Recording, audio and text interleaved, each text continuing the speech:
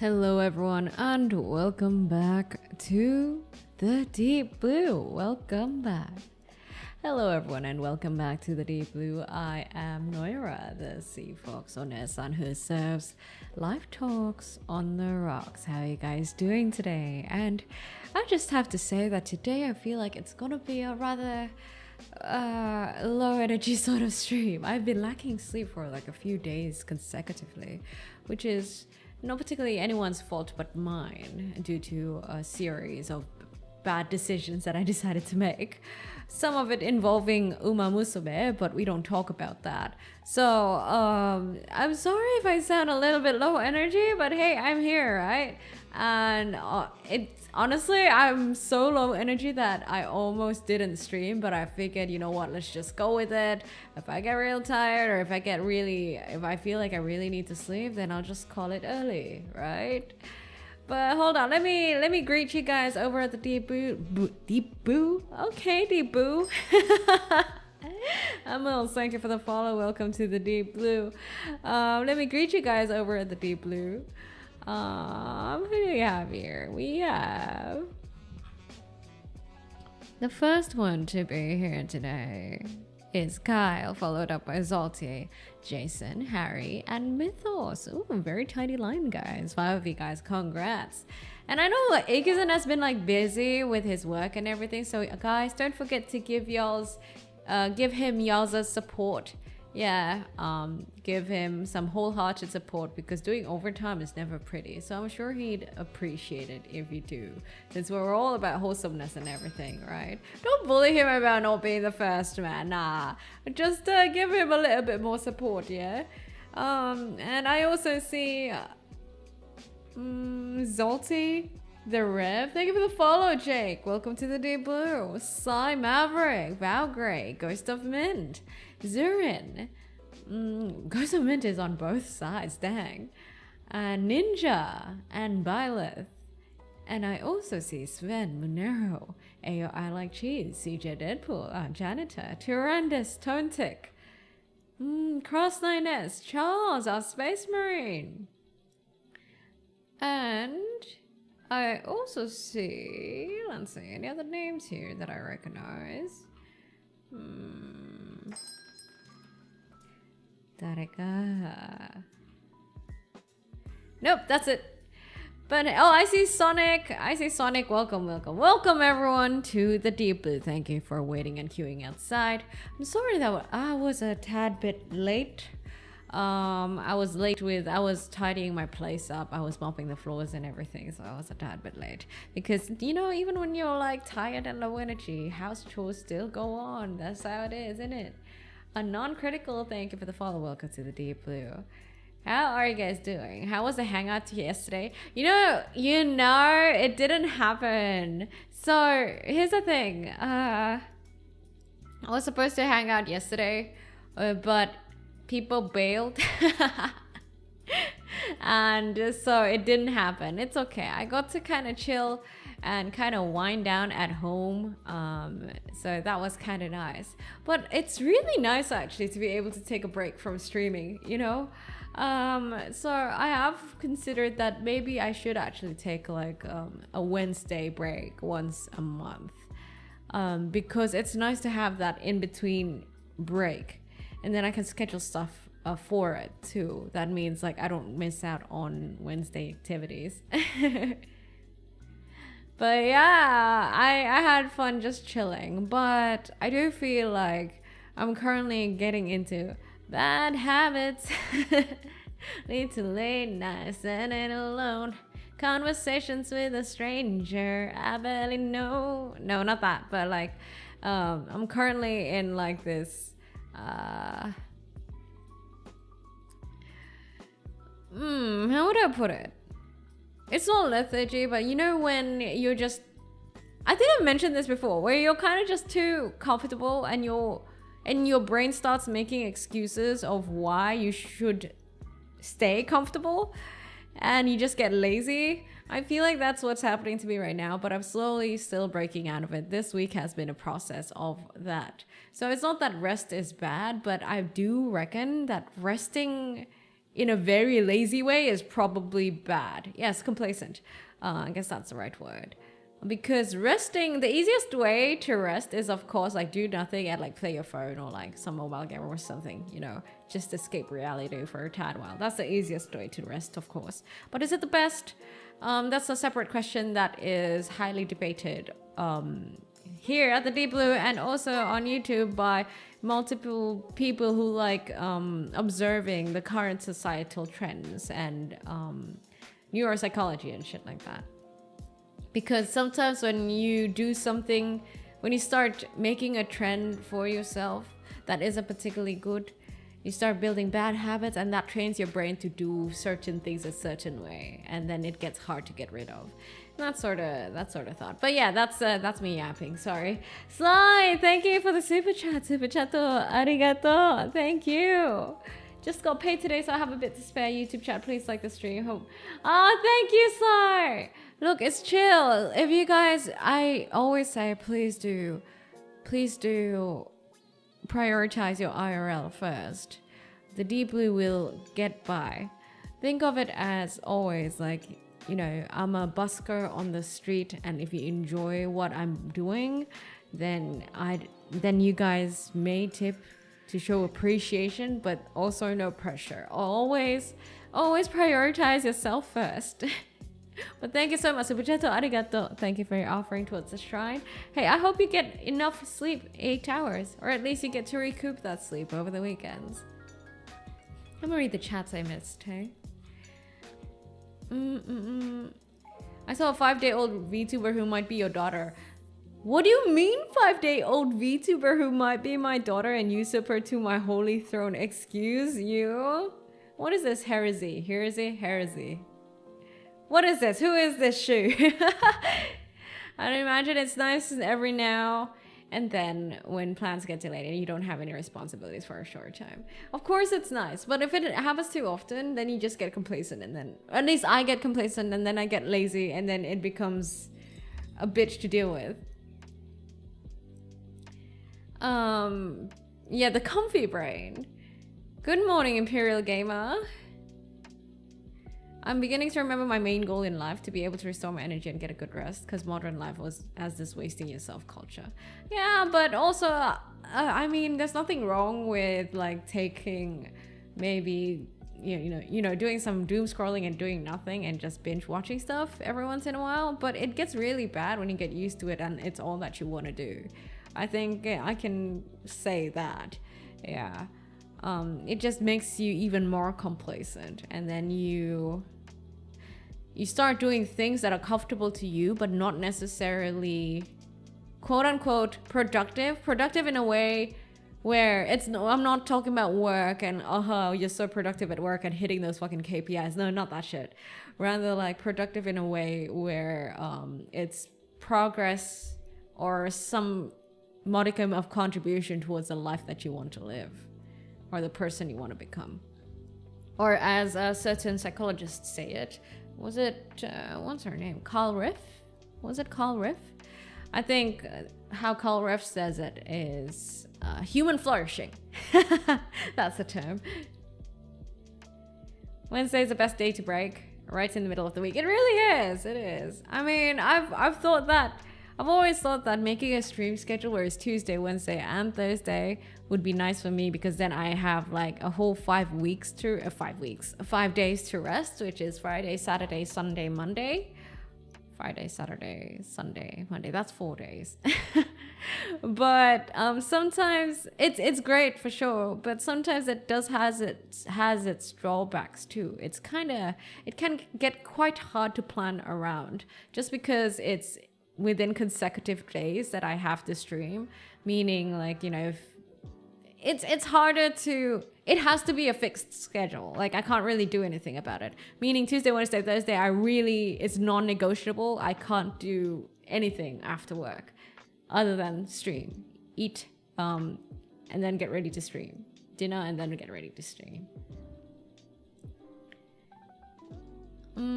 Taking breaks is good, but you have to balance it with doing stuff you enjoy for yourself. My breaks involve listening to music and doing creative writing. Yeah, definitely. I've made a video about how to rest properly, and one of the things, it's research backed too. One of the ways that's good for you to rest is via doing creative things like playing instruments, or creative writing is one of them, drawing. But my lazy brain be like, okay, I know you'd enjoy it if you started drawing, but like the process of even getting up and getting your iPad and opening that app is so tedious, and that's my habitual part of my brain that I grew up with, which is really bad. Me going to a psychologist really put it into perspective that, hey, you think this way because you've grown up thinking this way, and it's actually pretty bad. So, but one thing you need to know is that you can change it, as long as you keep on challenging yourself. It's not like an inevitable thing. These are like behavioral things. That's what my psychologist said, and that was also what led me to make another video, which was how I troubleshooted my procrastination. That video. Our cult members should not fill our space with heresy. We're not a cult, by the way. No, everyone gets burned out, and best way is self-care, of course. But it's that I like content creation. I don't like the idea of like getting burnt out from content creation. Do I have to pay a toll now? Mayhaps you do. Depends. How serious is this threat? But hey, if there's a new VTuber out there that's doing great things and might be my daughter, good for them, right? I'd like to think that, hey, if you guys are here for a reason, because it's something that you'll see folks on oneesan can provide and maybe may not come as easily from others out there. That's what I like to think, or that's me and my copium. Or maybe that's my confidence. Depends on your perspective. Nothing more eye-opening than being exposed to the fact that your childhood habits are actually damaging and explain a lot of what's wrong with your life. Oh, that's so true. Going to a psychologist and having your habits and behaviors actually viewed in a very objective, non-biased sort of way really opens up that whole perspective that, hey, these were some things you did growing up and then not necessarily nice, you know? And these are the results and consequences of it. Gusto Minto, super chat, arigato. Thank you for the super chat. Thank you for your offering towards the shrine. My leg is healing, but also made me realize a new problem. No gym, remote job, being a weeb, being a lot more couch potato. Now my butt cheeks hurt when I sit down too long. I'm only 21, but already getting old. Gusto Jason. Yeah, look, I can relate with that though, Vince, because I feel like that's what this week of mine was like, or was going towards. Right, thank you. Oh wait, I forgot to disable that actually, because I can't do that. It does not work on this sort of screen, so I need to take that out. Hold on. Sorry about that. I've refunded you guys for the points. Talking about channel points, don't forget that you can actually redeem a title on Twitch side if you want to be the customer service of the Deep Blue. I don't know if anyone wants to be the customer service, but hey, I put it out there. Ghost of Mint, hey, I hope that you will challenge your comfort. You know, like EA games, challenge everything. That sort of shit. There is some truth to it. When you know that you're going into that trend where you're getting a little bit too comfortable, and you know through your wisdom and your experience that, oh, this is a bad trajectory, challenge it before it's too late. Because once you go in deeper, it's always harder to get out of. Blockman, thank you for the follow. Welcome to the Deep Blue. What are the perks? Hi, Jackson. Damn right I do. What are the... Wait, you mean the customer service? You already have a title. You don't need a second title. It's a title for me to knight people. That's what I'm waiting for someone to become customer service so I can knight Mint, and I can also knight... Who was it the person I wanted to knight? Who was it? Fuck. I know I wanted to knight Mint. There was another person I wanted to knight. Why did I forget? It's because I didn't jot it down anyway. Oh fuck. I'll remember it when I have enough sleep, probably. Kami? Oh yeah, Kami! Thank you. Yes, I wanted to knight Kami as our in-house bartender. You don't know much about customer service? Don't worry, it's just a title. You don't really have to do anything. Get cozy, but don't get too comfortable. Turns into a pit, like sinking into a beanbag. What's horrible is that, look, I've been there, right? I think it was during the first year or two of VTubing, maybe the first year of VTubing, where VTubing felt very new, fresh, and felt like such an exciting novelty that all I wanted to do was be online. And that meant that I got very lazy to want to go out and hang out with other people. I just wanted to be online and on social media. And I'm always on my phone, like checking social media, doing stuff for content and everything like that. There was no balance. And getting out of that was a whole process. It was really a whole process. But when I was in that ditch, I did not realize how deep I was into it until someone called me out about it. They were like, you've changed. Why are you on your phone so much nowadays? Like, you don't talk as much as you do. Like, you're just always on your phone. You get distracted and everything like that. So if it wasn't for that call out, I wouldn't have realized, because it felt like a natural descent into the abyss. Oh, I want to watch the new season of Made in Abyss. It's coming out soon, right? But yes, if you guys maybe can relate to that, where the life that you were living and the life that you wanted or were the happiest was one that was a little bit not like now, and they had aspects that were pretty much within your control, then mayhaps you need a little bit of a nudge and, well, move yourself a bit upwards, a little ascent, get out of the ditch, get out of the abyss slowly. Joel Smo, thank you for the follow. Welcome to the Deep Blue. I've neglected my body state for a bit. Lack of sleep. Sacrifice of sleep for overwork. That's why I think talking about rest and restoring our powers is more important than ever now. Yeah. The other side thing is, on top of rest, I think a lot of people don't realize just how much screens can affect your quality of sleep. Or because if you guys noticed, if you guys go out and say hang out till late, but you're hanging out with people and you're not necessarily on your phone, and then you play PC games or like games on your phone or like doom scroll on your phone for the same amount of hours and then sleep at say 2-3 a.m., you'll notice that when you wake up you feel much more horrible when you do it via when you had much more screen time. You notice that you'd wake up more sluggish. At least that's for me. I would assume it's the same for you guys, but that's how it is for me. Whenever I have a bit too much screen time, it really fucks over the morning after. That's why I think reducing screen time is always one of the biggest objectives of mine daily, and I try to not have screen time in the morning, which is hard now because there's Uma Musume. And I have very much lack of a self-control when it comes to Uma Musume. Goddamn.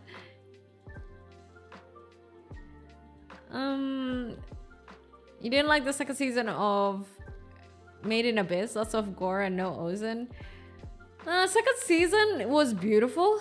Like the art and the creative direction was pretty, but the pacing was a little bit weird. It's not like the first one, I felt like.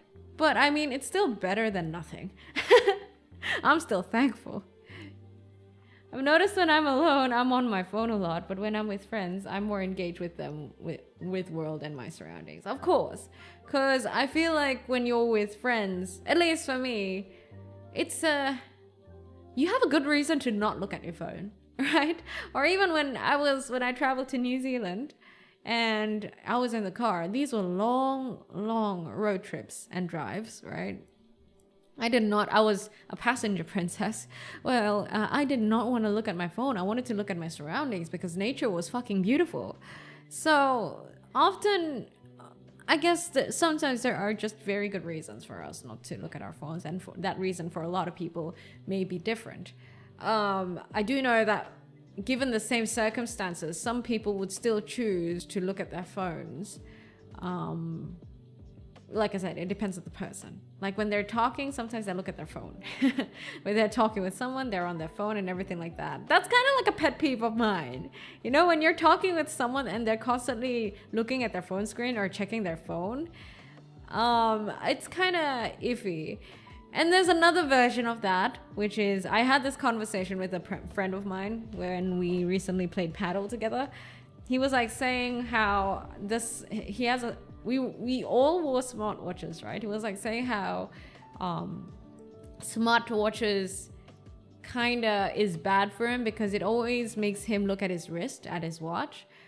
Not particularly like being invested in it, but he just wants to look at the notifications that he got. So he's always checking notifications, and it gives like this sense of urgency or that he's in a hurry or nonchalance to the other person. Like when we're playing padel, he's like checking his watch, and he feels bad that it's making other people seem like making other people seem less important because he's checking his smartwatch. And I think that's very interesting, but I think when it comes to smartwatch, I have a little bit more leniency because I also use a smartwatch. I know that some people are just checking notifications, and it's not as if they reply to them or like look at the smartwatch for prolonged times, right? Hi there, Devil Kid Racer. I've been looking at my phone too much while in bed lately. The key to that is to not have your phone in bed or nearby your bed. Whenever you're in your bed and I think that's like one of the worst combos, a bed or like a sofa, lying down and your smartphone. You guys know how to break the cycle. It's just a matter of challenging yourself enough. When you're sitting too comfortably or lying down and it's fucking hard to get up, it's the same thing. It's just a matter of skill issue. It really is. It's a matter of how the brain processes discomfort. And that's what makes you procrastinate. Like when I'm playing Uma Musume, technically I have no sense of urgency. Technically I could finish the game later. Technically I could continue it later. But oh god, all my brain says is that no, you gotta finish this now. You gotta see how your daughter turns out. Thank you for the follow, Devil Kid Racer. Welcome to the Deep Blue. How's your week going so far? I'm sleep deprived. And other than that, I think I'm okay. I've been playing a little bit too much Uma Musume though, which I kind of regret. And I know that's a skill issue on my side. I have very lack of discipline when it comes to my horse girls. I don't own a smartwatch for health tracking. Oh wait, and it's similar with phones a lot of time. I disable a lot of notifications in general on my phone. And I'm always someone who actively prunes notifications on my phones and app notifications, so I don't get notifications as much on my phone nor my watch. So it's not as bad for me. Skill issue da yo. Maybe that should be a voice line. Skill issue da yo. Maybe not da yo because Henya has da yo, alright? Maybe I should make a voice line of skill issue. Make it as, and then you guys just set it as your alarm. It's your alarm ringtone. Just leave your phone on a stream so the battery dies while you fall asleep. That's one fair way to do it, Totek. Hello, honey Bella. Hold on, let me drink my whiskey. Cheers. Oh, wait. Cheers, guys.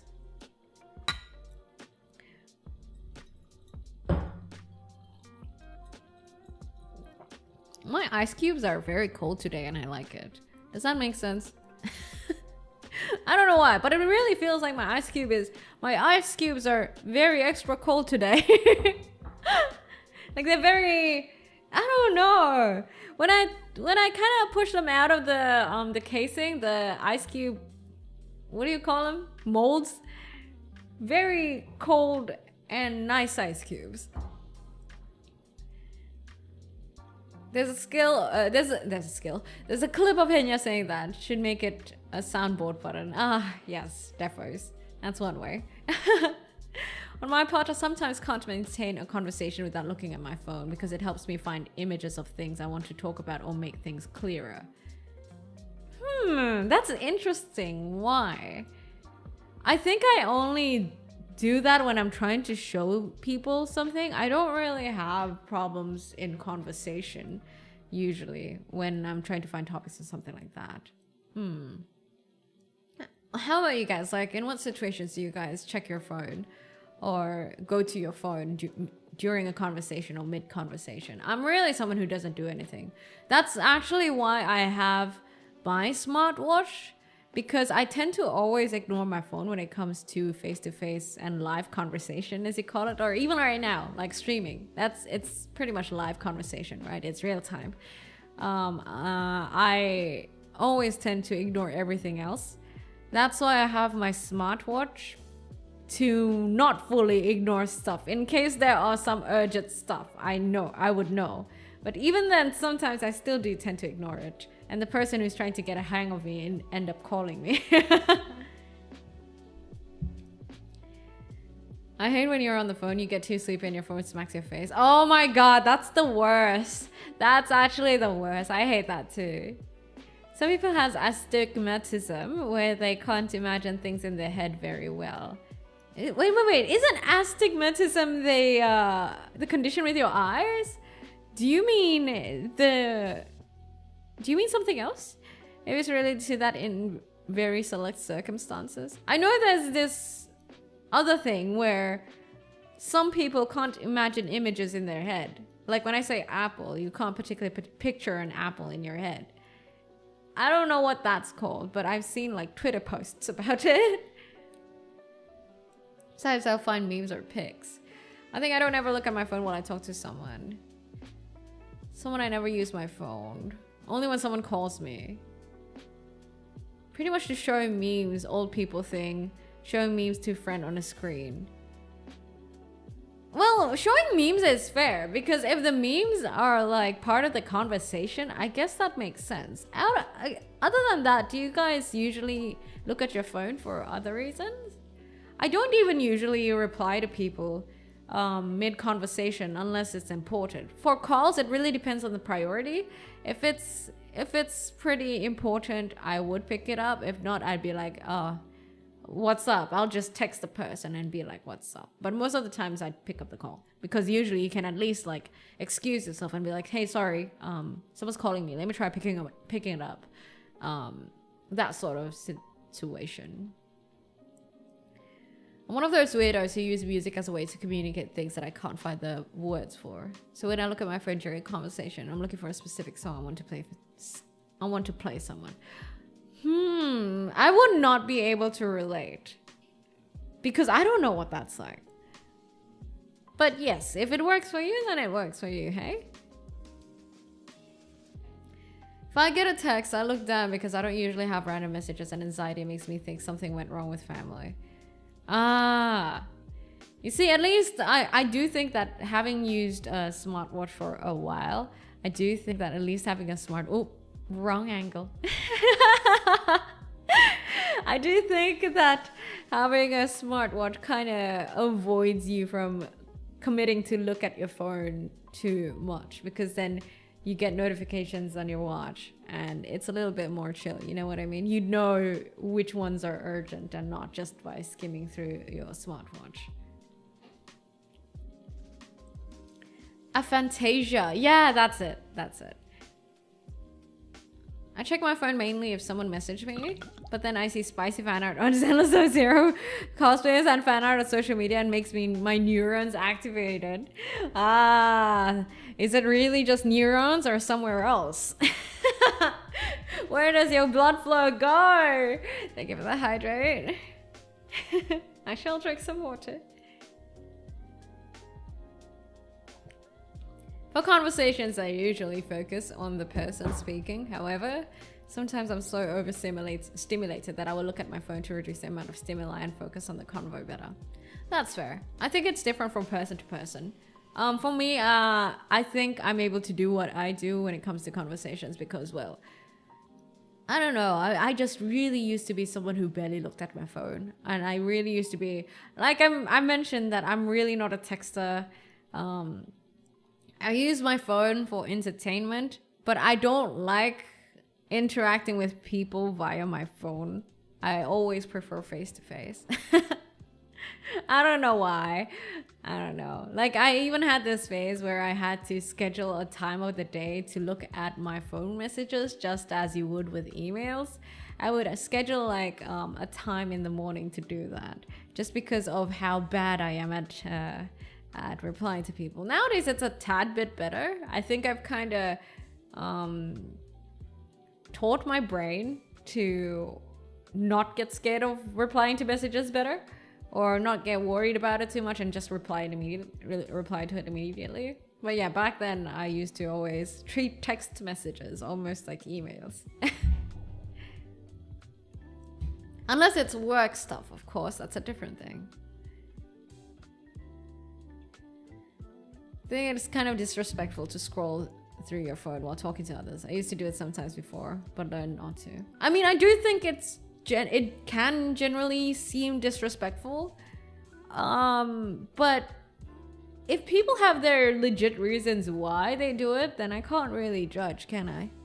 I mean, my friend asked me, right? We were having this conversation with this friend of mine where we were talking about how this was a pet peeve, where in mid-conversation someone constantly looks at their phone or plays on their phone.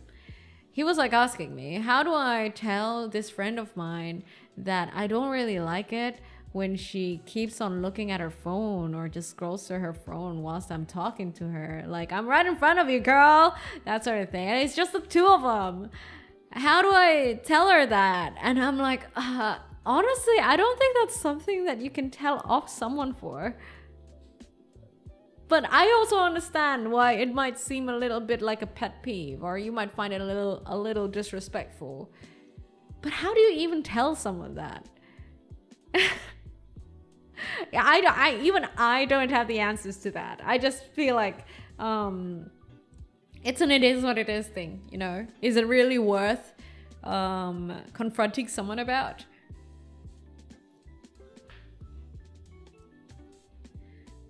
Sorry, I'm catching up with chat. Give me a sec. The only time I'm deeply invested in my phone is when Noira is saying anything. You can listen to me even without looking at your phone, technically. Treat me like a podcast.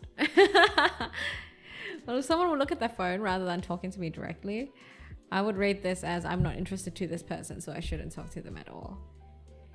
Yeah, but that's what I think too in general. That's how I feel more like.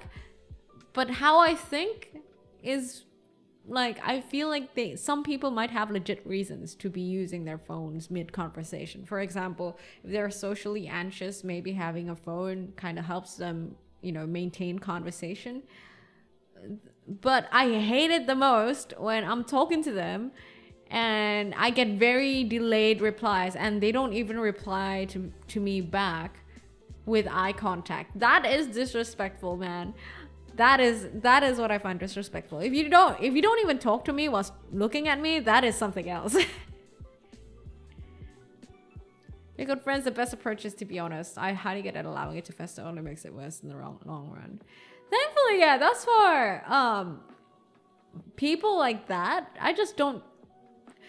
Thankfully, none of them are close friends with me that have been like that, where they're more interested in their phone than me.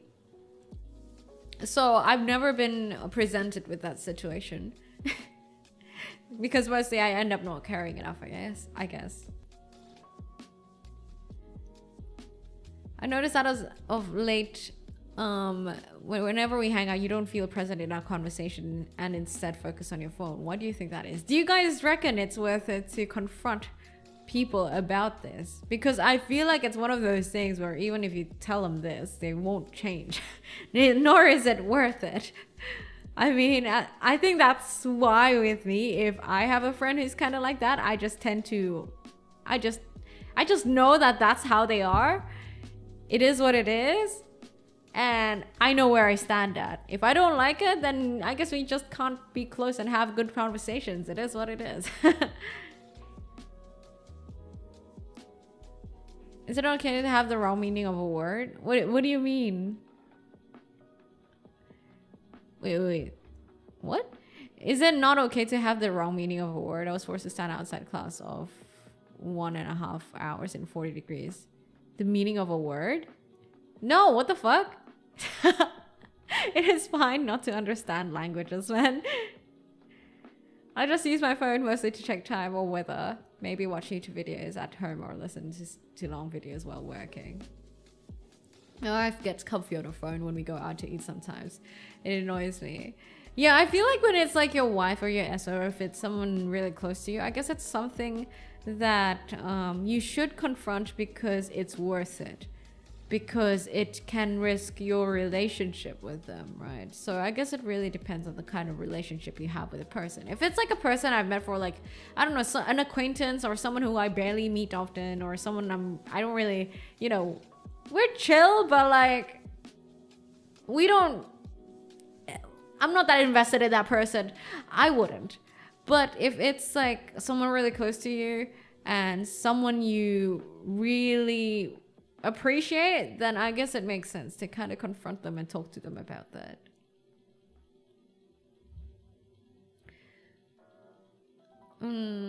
That's how my mom talks to me. Too addicted to her phone, I just let it go. Oh, yeah, it's horrible, isn't it? I have a friend in my IRL group that the very moment the conversation isn't directed the way he is, starts doom scrolling TikTok without headphones. And because difficult to re-engage into conversation, I don't know how to tell him, and that stuff bothers the whole squad. Oh, that sounds horrible, dude. That's crazy. Once the conversation isn't engaging, he finds other ways to engage himself and starts doom scrolling TikTok. I would say, Cheese, if you're close enough with this person and you appreciate this person enough, I think you should tell him that. Just be like, hey, look, I appreciate you. And that's exactly the reason why I would appreciate it if you don't do that. Because it feels... I mean, tell him what you told us here at the Deep Blue. Like, it's hard to engage with you in conversation if you're on your phone like that. And it's kind of disrespectful and everything. Or totally ignore someone at a restaurant table watching a Noira stream on their phone. No, please don't ignore people because you're watching me. No, don't do that. I'd like to bring up a conversation point to Noira in chat. I have friends like this. What about the neurodivergent people who have trouble maintaining eye contact naturally? Then those would be in the category of what I mentioned earlier, where it's like some people have legitimate reasons to be on their phone. At the end of the day, everyone's different, right? We're all are different. If we do certain actions, usually it's because of different reasons. Although to be honest, most of the times, the reasoning behind your actions and the intention often don't matter, because at the end of the day, it's how it's translated by the other person and how it's accepted by the other person that ends up getting communicated. But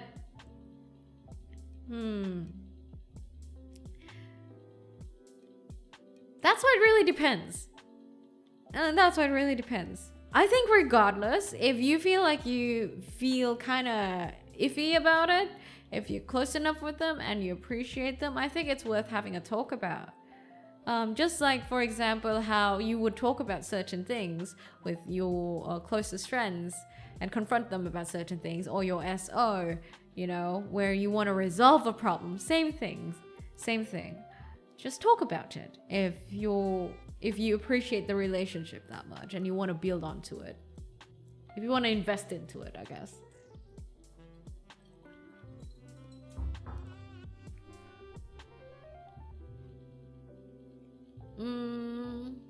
It's also important to know where that person stands within your circle and where you stand in there. We all have inner friends and outer friends, so there's different approaches. Honestly, I've never thought about such things. I'm someone who doesn't really... Look, I like observing people and societal settings and everything like that, but I'm not really someone who cares about such things. I think... I think it's more like I've never thought about it that way. I like making observations about people. I like being a wallflower sometimes. But, like, you know, at the workplace, how there can be, like, politics and everything like that? I don't like engaging in that, nor do I, like, care about it much. Mostly what I care about is myself. I'm a very selfish sea fox. So all I care about is myself and my relationship with the person or whoever I'm talking to. I don't really care for other things mostly. Though I think there is wisdom in...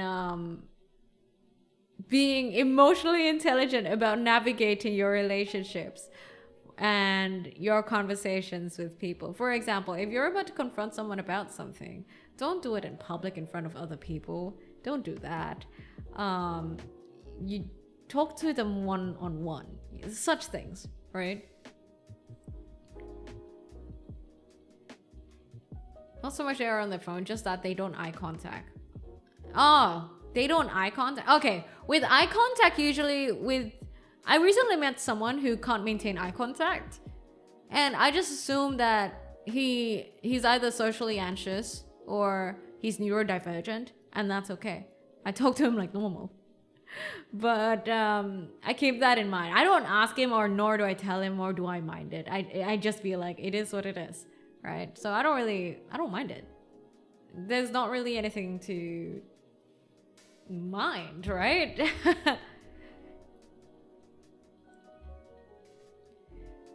How many times have we observed individuals walking into fountains while on their cell phone? Does that happen? Oh, to be honest, I've been on my phone before and I opened the door to the wrong car.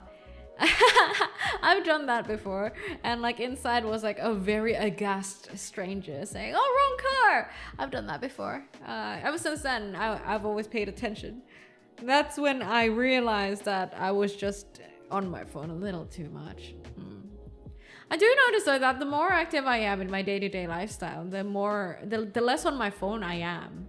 I don't know, because it feels like when I'm more active, like physically active, it feels like I can get my energy and engagement elsewhere that's not on my phone, or more like the physical activities that I do provide a decent tank of energy enough to the point that I don't seek my phone for whatever it is I look for. I don't know if that makes sense, but that's how it works for me. But to be fair, I also see people at the gym with being on their phones all the time, and they hog machines and shit like that. So maybe it's a me thing. I have a friend who only uses ChatGPT as a therapy and confides and trusts to guide him. And oh my god, all the thoughts I have about that, using ChatGPT as therapy. I have so many thoughts about that. I have so many things to say about that.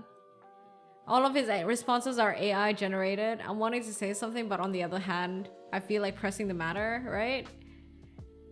Am I either pushing him deeper down the rabbit hole, or have him just retaliate with another generative response for him to hide behind?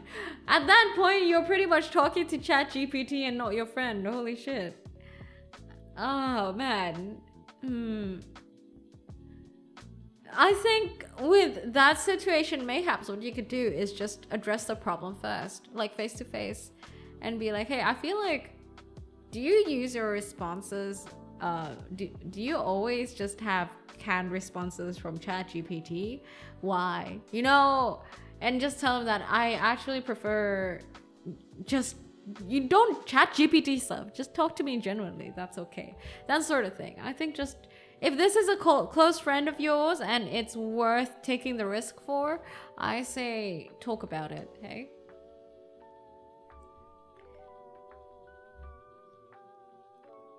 People walking while using their phone is a pretty big problem here in Japan. A few have fallen onto train tracks. Oh no!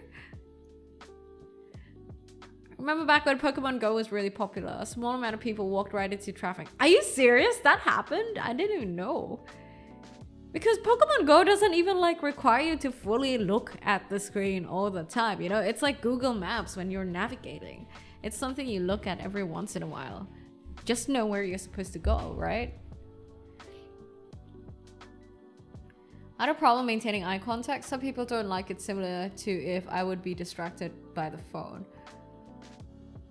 I mean, it's not pleasant because it feels like you're not engaged in the conversation. But I think most people would know, like, if someone can't maintain eye contact, it's for a good reason. But I don't know. That's coming from my perspective. Because every time that happens, I just assume, oh, he's just young or something, or he's just socially anxious, you know? You would think that the world nowadays would be more open to such views, but hey, who knows? Maybe they're like, oh, no eye contact, disrespect, huh? When, you know, there are many reasons someone could not be able to maintain eye contact.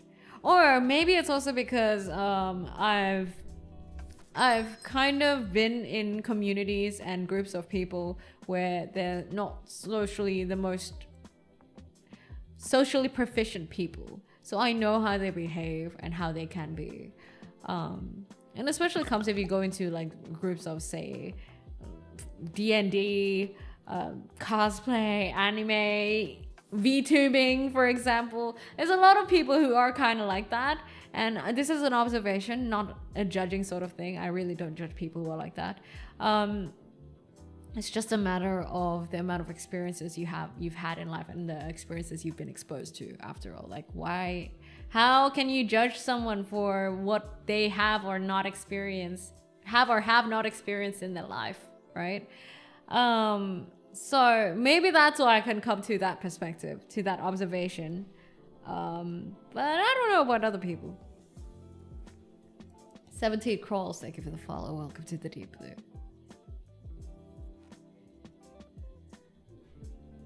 The exact situation of a person asking Google Gemini for what to respond to friends was a selling point in their ad.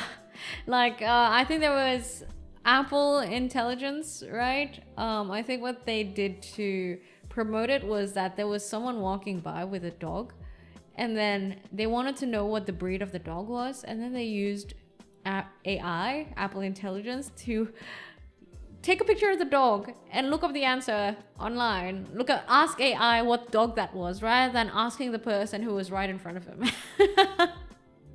It's ridiculous, honestly. But I do wonder how the progression of that will be as time goes along, because I feel like it's an inevitable descent into the abyss. Oh, that's the second time I'm using that word, that sentence. But you know what I mean? I feel like it's a natural progression of, I don't know, technology and human interaction nowadays. Can you really with confidence say that not a lot of people will be using AI in conversation in the future? I wonder how many genuine conversations there will still be in the future. Especially with the newer generations who are born into the age of AI, right? They would not know the consequences of using AI, nor the trade-off that they do when they use AI versus just thinking and saying things themselves. ChatGPT is a better therapist than the actual therapists that only serve as listener who ask uncaring inquiry questions. You can argue that with anything against AI. You know, oh, ChatGPT is better this than someone who doesn't care, or ChatGPT is better this than someone who's bad at their job. I think that's fair. That's fair. It might not be a popular opinion, but that's fair. But also at the same time, it is very difficult for AI to be more proficient in human things than humans, if that makes sense. But anyway, PSA, please do not, I would not suggest using ChatGPT will never be better than someone who can, a human who can listen to your stuff and ask you the right questions, okay?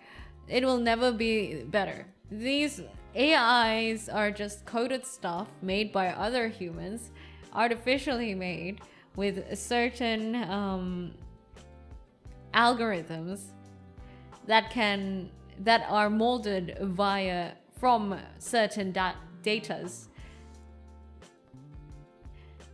And look, they have a lot of data to pull on, but like they've never lived a life. So why would you ask something that has never lived a life about life? You get what I mean? So please, look, I understand that ChatGPT may be a good baseline to get to troubleshoot your problems, but you need to acknowledge the risks of it and use it wisely. I think, yeah, I would say so. It will never replace a proper professional help.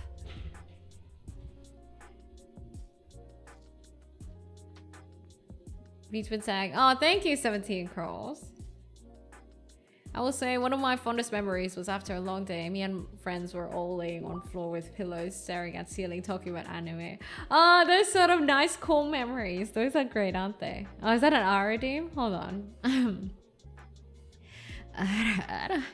There you go, happy. Chad will do anything to not get therapy, including talking to AI instead. I mean, to be fair, therapy is not cheap, dude. Therapy is not fucking cheap. So there's definitely that barrier, right?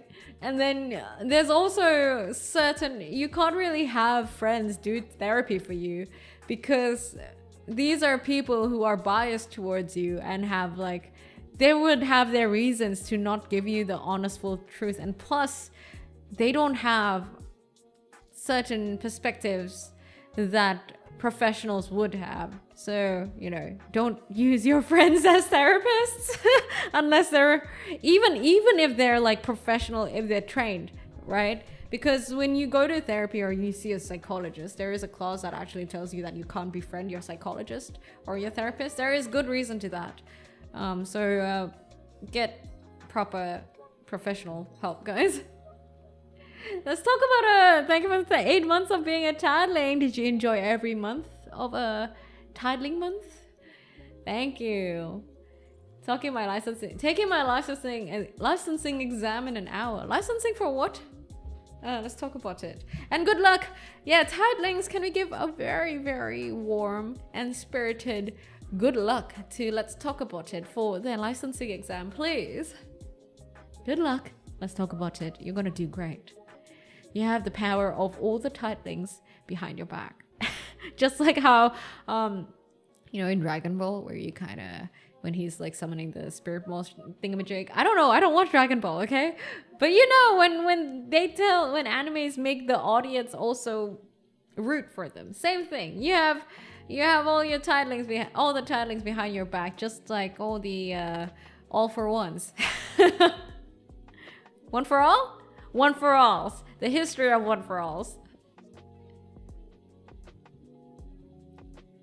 The topic of AI, I was an alpha. Oh my god, I'm so behind chat, guys. I was an alpha tester for a program, and I see both good and bad coming from this topic. I raised my AI from first days until its deletion last words. I will miss you. Yeah, I wouldn't say that AI is like purely bad. And I think it is unrealistic to say that AI is purely bad. I think what we should be doing as a society moving forward, but hey, what am I to say? I'm just an anime girl on the internet, right? But this is my opinion. When we use AI, I think one thing to evaluate it by is that can AI really replicate lived experiences and emotional intelligence? And what are the consequences of AI not having these lived experiences and rather just algorithms and databases? And what is a trade-off of using AI versus, say, actually just having someone do it? Because there's sure, for like a lot of like basic standardized tasks, I do reckon that AI could be much better. But we do need to remember that even with AI, the skill of AI is also still limited by how we communicate to the AI. For example, if you're a consultant and a consultant versus an AI, very different. Let's say there's this client and they're not really good at communicating what they want. Do you think an AI would be good at that job? I don't think so. Versus a consultant who understands that, oh, they are having communication problems, and I don't think that's the core problem that they want to solve. And then they know to dig in deeper, and they know the right questions to ask to get to the core problem and get them to understand the whole situation better. Does that make sense? So AI is, sure, it's a lot of data, a lot of computing and everything like that. But right now, at least, that's the extent of it. It's still very much limited by the counterpart's communication, the user's communication, and the user's skill in requesting the AI to do things. And also limited by the fact that they don't have their own lived experiences. And I would assume, I don't know, but like if you don't have lived experiences, you might not have the capabilities of much imagination or creativity. Because I feel like that's what happens in life, right? You learn from many different things, A, B, C, D, E, from many experiences. And it's living life that kind of brings it all together. And then sometimes you can come up with bloody good ideas or like amazing perspectives. I think that's something that AI doesn't really have, you know? Anyway, I'm catching up with chat, guys. I'm sorry. Debug often. Am I saying your name right? Thank you for the raid. Raid is welcome. Hold on, let me drink my whiskey. Raid is welcome. Hello, I'm Noira, the Sea Fox oneesan who serves live talks on the rocks, and we're actually talking about AI right now. Welcome, welcome. Let me give you a shout out. What were you up to? How are you? How's the stream? I'm good. The stream is great. We're just having chill chats. and whiskey over some thoughtful talks. Lies of P, how is that? I've been thinking of wanting to try out Lies of P, not gonna lie. Well put, the idea is to chat with him, but guys, don't forget to check out Debug Open. If you want to see some Lies of P action, yeah? Thank you, I appreciate you for sharing a community with the Deep Blue. That he used GPT to send my partner a generated response to my partner to let your boyfriend know that I'm coming out at X and this is the way I am. Insert a feeling that was generated from the same bot. Thankfully, I feel like at least the people around me, my friends, have not kind of started using that, like using AI for everything. If anything, my current circle mostly use AI for, well, they know what it means to use AI. They use it for things that require a lot of putting together data and recommendations and stuff like that. For example, AI for building a travel itinerary is great, but you can't really rely on AI to come up with some creative ass amazing itinerary that is very unique compared to everyone else. You know, you still need to do your own research for that. Therapy didn't help me as much other than venting back then, but self-positive thinking and self-work improvement helped me feel a lot better ever since. It really depends. I mean, it is a service sort of job, meaning it really depends on the person doing the work, right? When it comes to therapy. So I can't really say. But with my own personal experience, getting professional help about your own life problems really helps in giving different perspectives. And giving you a perspective that you may not have thought about at all, and that helped me. Everything else, of course, I figured out how to improve from there. But if I wasn't presented with such perspectives, I would not have realized them. There's an old slide for might be abused for training purposes that states a machine cannot be held accountable. Thus, a machine should not be used to make any major decisions. Alas, AIs nowadays can make their own decisions. A lot of AIs can do that. I enjoy being on your streams. Thank you. Thank you, Roni. Finally, I'm caught up. Woo! Have a good one, Brody. I use AI to pick which socks to wear now, not any other clothes, just pick socks. Why? and do always remember this, right? The brain is a muscle, meaning whenever you relent in using your brain for things, it will get a bit loose. You get what I mean? It's like a muscle. Like you go to the gym versus you don't, or you do a lot of cardio versus you don't. There are certain things in the brain that you can train and untrain, and sometimes need regular tuning in a way, I guess. That's a perspective that has helped me a lot as well, especially with procrastination and figuring out what to do with it, or general productivity, because I feel like a good part of my brain is just so used to just being comfortable with being lazy and procrastinating things. And yeah, once I realized that and started to do things about it, it is changeable. I think the same thing stands for when you decide to either, not even just AI, okay? If you say you hire someone, like a PA, a personal assistant, and then you start delegating like a lot of work to them, like have them pick your socks or like pick your clothes for the morning, then after a while you'll forget how to pick clothes efficiently or effectively in the morning, you know, because you don't train that part of your brain as much anymore. I thought it would be funny, but my sock picking ability has atrophied, and now I need AI to pick up my socks. The idea of that is hilarious. Yes, but that's one way to think about it. Your decision making can atrophy. Yes, that is true. Just like say when you start having AI do all your Excel stuff and whatever, or like your AI images, for example, AI design and shit like that, soon enough your brain will forget how to do design and everything. Thank you, Rev. Have a good one, Charles. Thanks for dropping by, Space Marine. If you need to recharge to do so, you work hard. Tubing is hard. It is hard, and thank you. I try my best. I try my best to at least stay consistent, because I would say that streaming is one of the consistent things that I do that I'm quite proud of. AI must be greatly considered as to its effects on us, on humans, much less the potential economic destabilization. We created these digital demons, yet can we control them? Definitely. And I do think that those conversations are being had with like the smart people around the world. I do know that the conversation was had with like Nobel laureates and everything like that, but I haven't really gone very much into it. But it's definitely something that's on the forefront of current modern discussions. The topics of AI and why AI can be dangerous and why AI can be very risky, and the trade-offs of using an AI, of using AIs, and what it does to humans.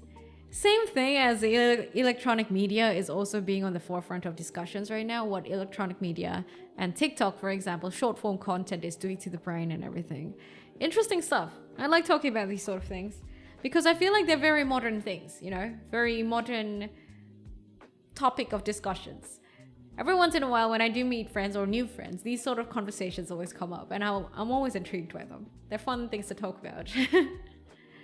I guess I'm lucky because AI helped me discover stuff that would have taken me years to find. That's great. I mean, honestly, I also use AI, especially when I'm having like, AI is great for brainstorming. For example, what I do usually, how I use AI is, I use Notion, by the way. I use Notion AI.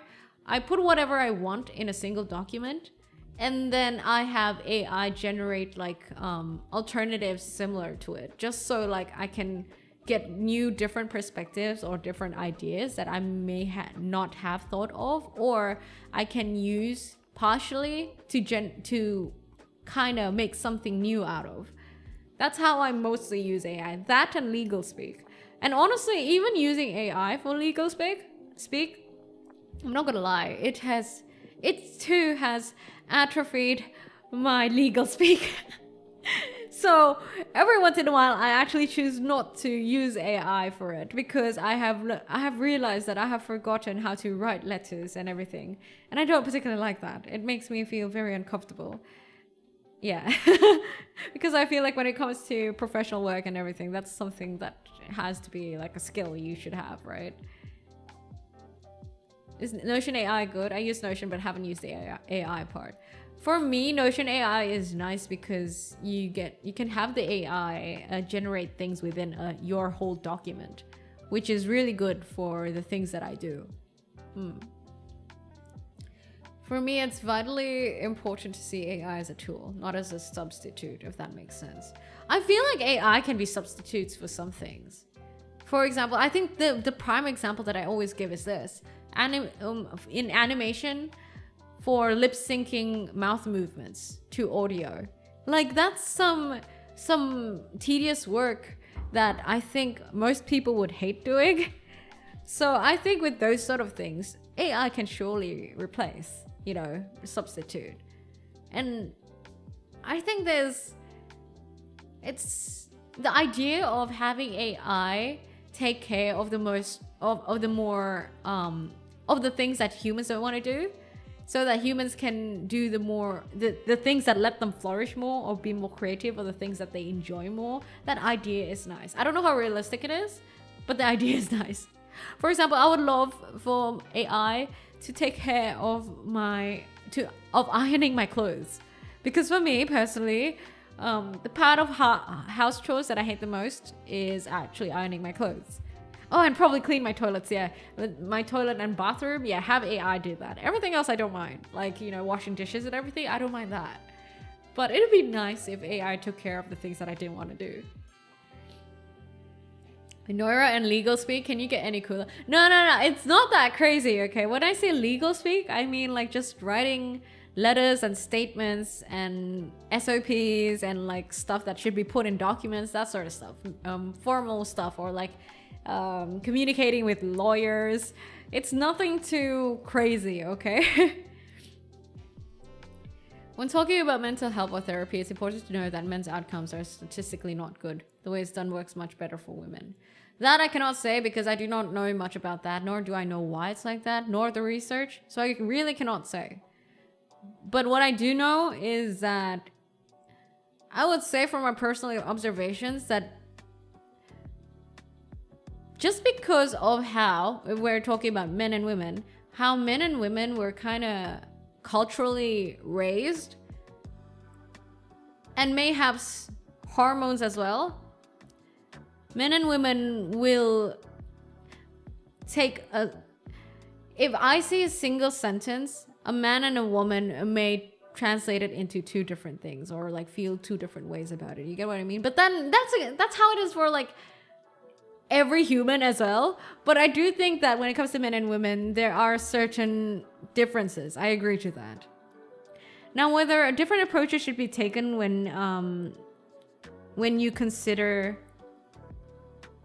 people's genders into therapy, I don't think so. I would think that someone who is good enough at diagnosing and talking with someone and figuring out their problems would be able to just naturally navigate through it without taking into account what their genders are, you know? Rather, because I do think that it's... The research, at least that I have read, is that... how would I put this? I know that... Look, some men and women... There might be certain stereotypes and certain ways that you think about men and women, right? Being two different genders. But it never takes away the fact that people are their own individual beings, their own single individuals. Everyone can be different. So it's not like, oh, binary sort of thing. If you're a man, you ought to think this way. You're gonna think this way. Sure, you are more likely to think that way, but it also doesn't take away the possibility that, hey, this guy is a dude, but he's totally different. So rather than taking sure, it makes sense to take into account genders, but also at the same time, I think individualism matters more. Does that make sense? I think that's generally always my stance when it comes to the difference between the experiences of men and women or the way they think and everything like that. Like, sure, to a certain extent, it may matter because, well, it's two different cultural experiences, societal experiences when you're of one or the other gender. But at the end of the day, it's not gender alone that purely forms an individual. Sorry, that was a long yeah. But it's something I've read up on quite often. And it's something that I also want to, I think, I wouldn't say dispel. But, it's something I wish that people were more open about. You know what I mean? That sure, gender can have influences, but it's not always like that. And the influences may not be as strong as you think. Let me catch up with chat. I want an AI coffee maker. Just something to give me coffee and tell me the weather outside. See, for me, I would not want an AI coffee maker because I enjoy making my morning coffee. I've used it to double check references instead of Wikipedia. I've also used it to find a name that means something. That's fair. Although, to be honest, when I used to do essays and everything like that, Wikipedia was not an official source. If you did like theses and everything like that, you were not allowed to use Wikipedia, nor were you allowed to use websites back then. I believe you could only use like journals and official books and shit like that. Damn. Back then shit was hard. I was so annoyed that you cannot reference websites and like online resources. It has to be either a published article or journal or like a book. I think for Odd we need to integrate AI in a way that to where it can take care of production parts of creation while enabling the artist to maintain compositional control. But that's hard. not sure I understand the details of what that entails, but the TLDR from my perspective is that let people do the things that they enjoy more. For example, I assume artists like being creative, then let them do the creative stuff and let AI mayhaps handle the stuff that they don't particularly enjoy doing. I would not trust AI cleaning toilets after some of the robot toilets ended up brutally... What? Killing cats? How? What the hell? What is this? I've never heard of that. Moika and Prince, thank you for the follow. Welcome to the Deep Blue. And also an etiquette. Can we force majeure and right of first refusal in a document? Consider me impressed. Force majeure is pretty easy though. There's usually a default template for it. Right of first refusal, that I'm not too familiar about. But I usually like deal with a lot of like, you know, making agreements and everything like that. So there are certain clauses that I'm quite familiar with.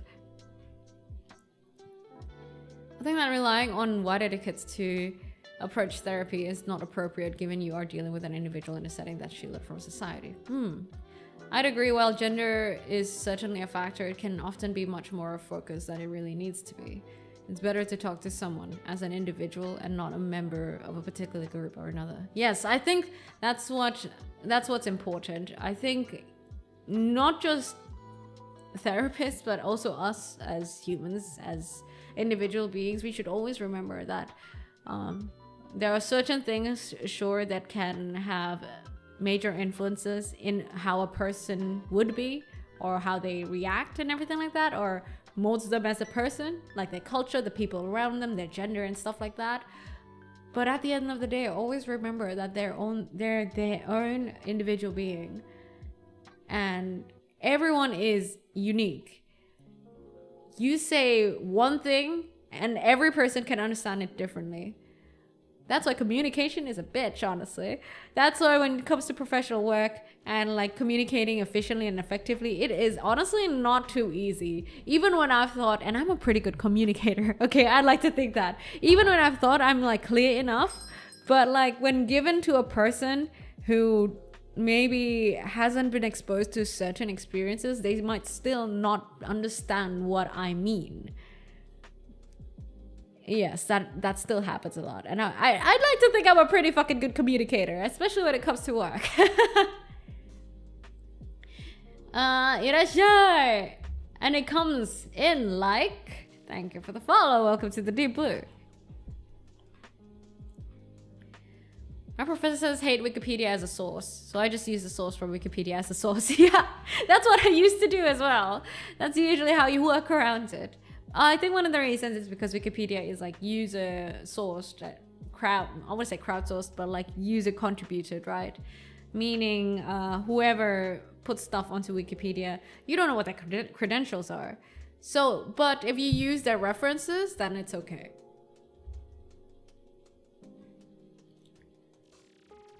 Men and women writing on average are different, but differences between individuals within gender are usually bigger. Yeah, according to research, that's true too. Like they say that gender does play a certain role in how an individual may be, but usually it's not that big. I don't remember where I read that from. Was it the current book I'm reading? Mayhaps. Basically, if I decided I want to use a certain style of cross-hatching on some trees in a scene, I do it on one tree or even part of a tree, and then AI does the rest. That'd be nice, wouldn't it? It's like a copy-paste on production. Oh, yeah. There's like this tool. Honestly, there's this tool that I use on Photoshop, which is kind of nice. It's in beta though. But basically, when I put my VTuber on a background, right? And then I can have this option on Photoshop where it AI composites my PNG to match the background and its lighting. And I think that's fucking nifty. Because then I don't have to do like a lot of work in making sure the lighting matches and everything like that. I'm pretty picky about such things, you know? when I post images and everything, I like the lighting to make sense. I like the colors and everything to kind of make sense in the scenario. As you can see now, right? With what you see right now. I'm really particular with such things. And that helps. AI helps with that. That accent it's most royally beautiful, but I must ask, where does thy queen Noira hail from?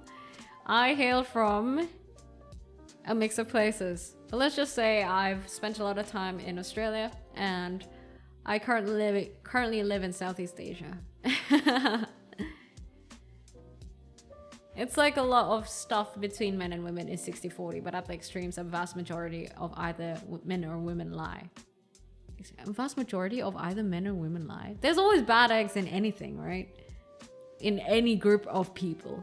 There always is. Exactly because everyone is their own individual. And thus, mathematically, probability-wise, there's always a chance that there's a bad egg.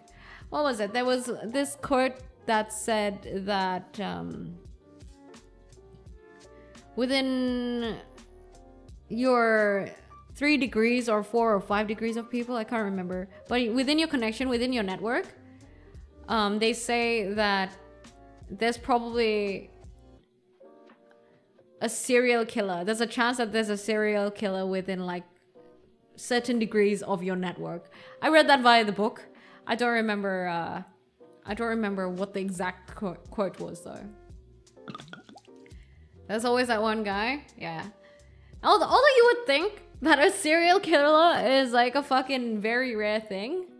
But apparently according to research, that's how it is.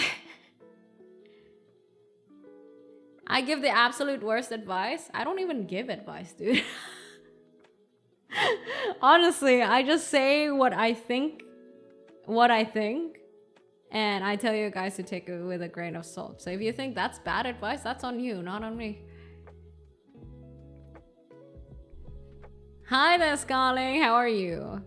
Also, this is a warning, Nanami. If you're here bringing in bad vibes, I'm keen to just kick you out, hey? I don't have time for that. Noira came from the Pacific Ocean. Pacific Ocean with an S.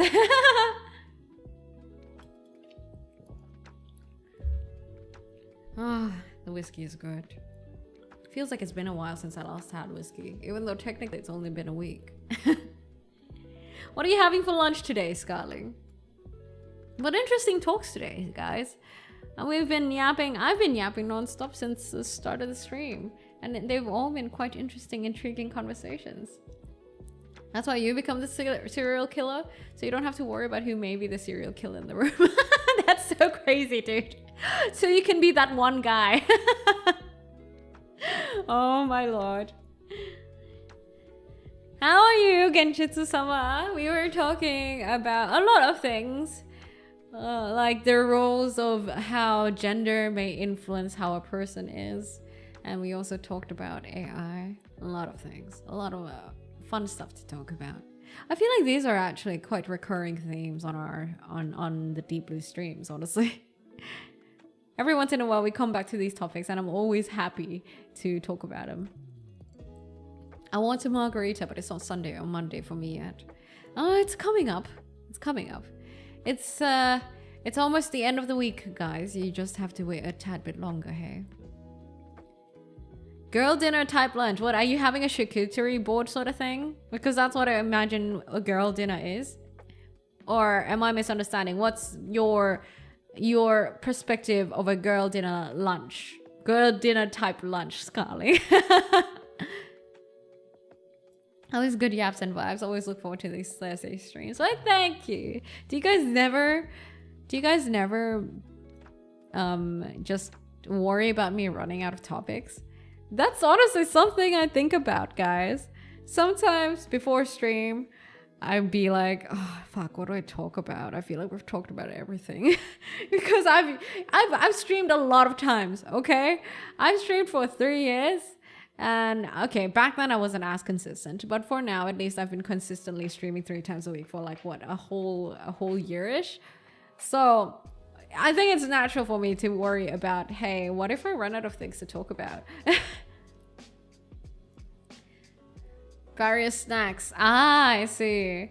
You have asked a few more topics. Yeah. So every once in a while, do be generous with contributing topics, guys. If I do run out of them, I mean, honestly, I'm always keen to entertain new topics as long as they're good vibes and I get to finish my current topic. I'm always keen to talk about new stuff. We'll do our best to keep it going. You guys are the kindest. Aren't the titlings the kindest? No hag allegations. Thank you very much. It's oneesan, not hag. I never worry too much. If we run out of topics, we can circle around to cult allegations until something comes. No cult allegations. That there is some truth in that though. Every time we do run out of topics, I feel like, or the topics are thinning, somehow the conversations just naturally shift to either cult allegations or hack allegations. I don't know what sort of physics is in place, but that's quite a consistent event that happens. You can just randomly talk about how USSR just drilled an 11 km hole into the ground. Oh, nah, I don't like talking about real life problems. No, not problems, but like real life economic and political stuff. That's what I don't like to talk about. Because as I always used to say it, I like my space, or the Deep Blue, being a place of escapism. You know, I feel like we have, you know, enough IRL shit and the IRL news to talk about the other more realistic things like economy and politics and everything like that. So I want to at least have this space that when you guys come to the Deep Blue, we get to treat ourselves with a different sort of vibe. You know, things that maybe we don't get to talk about day to day. Things that are thoughtful, especially. I love thoughtful topics. They're very fun.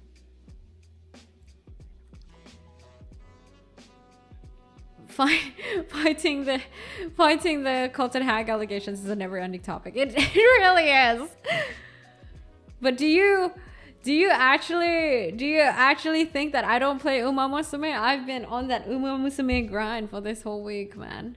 Hope you get banned permanently. Vibe does not even exist. Second guy, I'm giving you a second warning, hey? If you're bringing in bad vibe, I'm gonna ban you. Just another warning.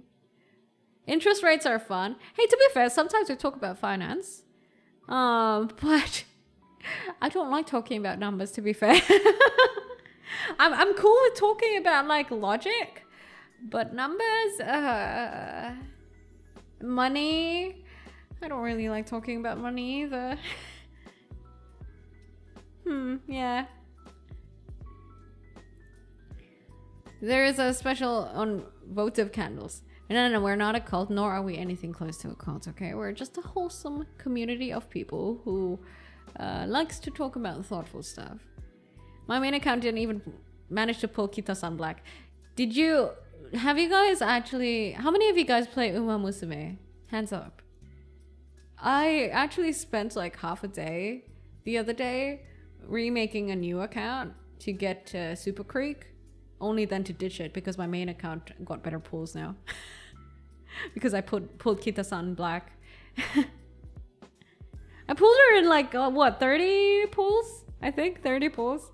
But like only one. I know that you need to get like, the more you get, like if you get her up to like 40, 50, that's even better. But like, yeah, I only have her.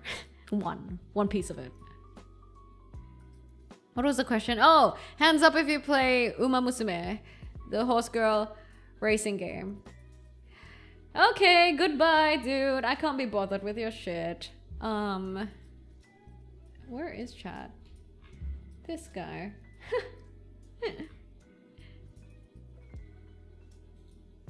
Oh, is he banned?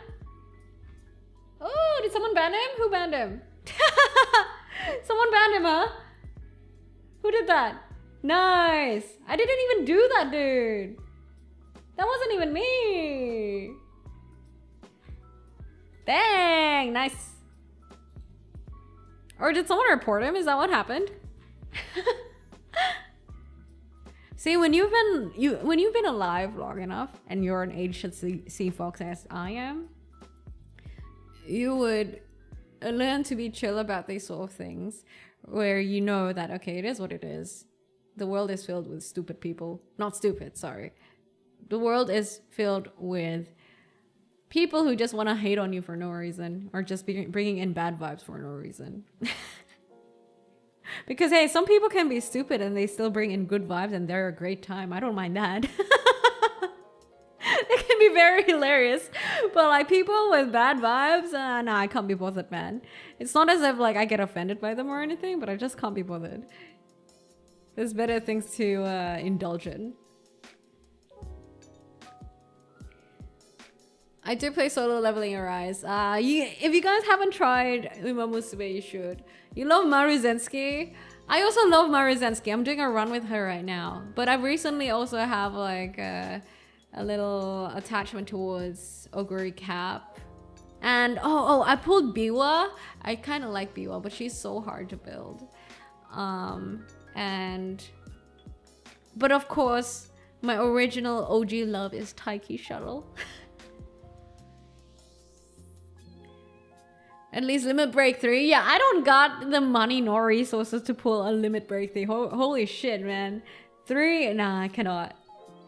I play Uma Musume. It's so fun, right? I think Uma Musume really fixes the itches of my wants of min-maxing, you know, in my head. But also, I feel like, oh, my day feels so empty when I play Uma Musume for too long. Because it's such an engaging thing, right? Uma Musume, it's so fun. But then you realize that you can drop so many responsibilities because of it, and it's so dangerous, and then it's a bad trajectory if you don't balance yourself out. That's what happened to me, guys. It happens to me sometimes with some games, okay? Because I have a lack of self-restraint. That is also why I used to drink a lot. That is also why I often get hangovers back then. Not anymore, by the way. I have very bad self-restraint. So every once in a while, I come across these sort of games and I ditch a lot of responsibilities, which I'm not proud of. But I think a good thing is that nowadays I've learned to be better at recuperating and getting the balance back. So usually it takes me, like, it used to take me much longer. Nowadays, since I know what the pattern is and I'm more self-aware of such things happening, I know how to get myself back from the ditch. Kita-san Black is the best support card. Yeah, I have 3 really great support cards, actually. I have the Kita-san Black, I have Super Creek, and I also have the Wit card, which is the other one that's pretty good with it's within the same gen as Super Creek. And I also recently got this card, which was Special Week. Oh wait, no, Maya, no, I don't remember. The girl with the short hair and little white streak. I can't remember, but she's a speed card and apparently she's pretty good. Fine Motion. Oh yeah, the Fine Motion card. I also have the Fine Motion card. Yeah, I don't know. I feel like I'm pretty lucky with my support pools. I can't do management simulators, but I love looking up the horse lore. Right? No, wait, but it isn't particularly management simulators, I feel like. I don't know. What genre is it? Is it management simulator? Because to me it feels like a... I don't know. I don't even know what genre it is. But I like it. I like min-maxing. I did it because I don't like gacha games, but I've seen some people and I understand why they would. It looks pretty fun. To be fair, you can totally play Uma Musume without paying a dime. I actually decided to pay a little bit because that's what I do to show appreciation to the things that I like. So I decided to buy, like, I think one pack. That's what I do with games that I enjoy. So I bought one pack. The beginner's pack or something like that. I can't remember. The one that gives you like a voucher and like 1,500 carats. I had to deal with people like that in a chat I mod. I think there's always people like that. And usually, have you guys watched Taco P's Original Sin? I think I recommended it to you guys a while back. Anyone? Taco P's Original Sin actually explores that topic pretty well. Usually when people are kind of like that, it's because most of the times they're going through shit or have gone through shit. Or they're in such a bad state to the point that only by taking it out on other people can they feel a little bit better so that they don't go haywire. That's usually how they are. Taco B mentioned, yeah, Taco B's Original Sin is crazy, dude. If you guys like Made in Abyss, I think you guys would like Taco B's Original Sin. Same producer, I believe? Or was it one of the guys? I think it was a producer. The director? The director. Same director? I think so. Unleash the vent on other people. Yeah, because, you know, when you feel bad about yourself, for example, sometimes it may be due to external situations, right? For example, you have a shitty environment growing up and you have certain traumas and shit like that, and you don't want to handle them, or you don't know how to handle them. And you don't want to even try. So rather than confronting yourself, you confront other people. That's insecurities. And that's, yeah, you know, when people say that people can be mean due to insecurities, I do believe that's how it works, at least from how I observe. It's because they don't want to confront themselves, and thus they kind of project it to other people, or they kind of just be mean to other people to make themselves feel better. Most of the times because they don't want to confront themselves or don't know how to deal with their own emotions. And so yeah, usually, yeah, that's generally how it is. That's generally always the basis of why people are mean. Mostly because you want to feel better, but you have nothing much to feel better within your control of yourself. So you find a way to feel better via other people, which can go one or two ways: being kind to other people or being mean to other people.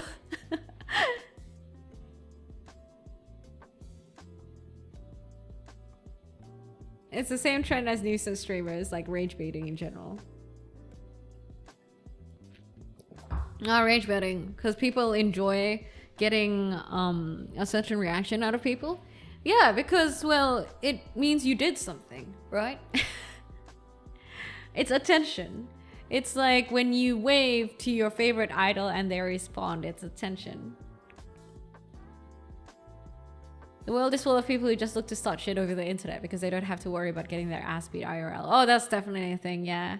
That's, I mean, the internet, oh, I've written a whole blog post about this, right? The internet is a double-edged sword when it comes to that. Meaning the shroud of anonymity can do two things. One, it can make people kinder. The other, actually, it can do a few things. It can either make you kinder or meaner, because you have less consequences. And it can also make you do things with more confidence because you have less consequences. Thus, it can bring a lot of people together who might not otherwise have been brought together or talk to each other. But also at the same time, it would also might stir some people to do mean or kind things that they might not otherwise do. Thank you for the hydrate. I'll drink some water.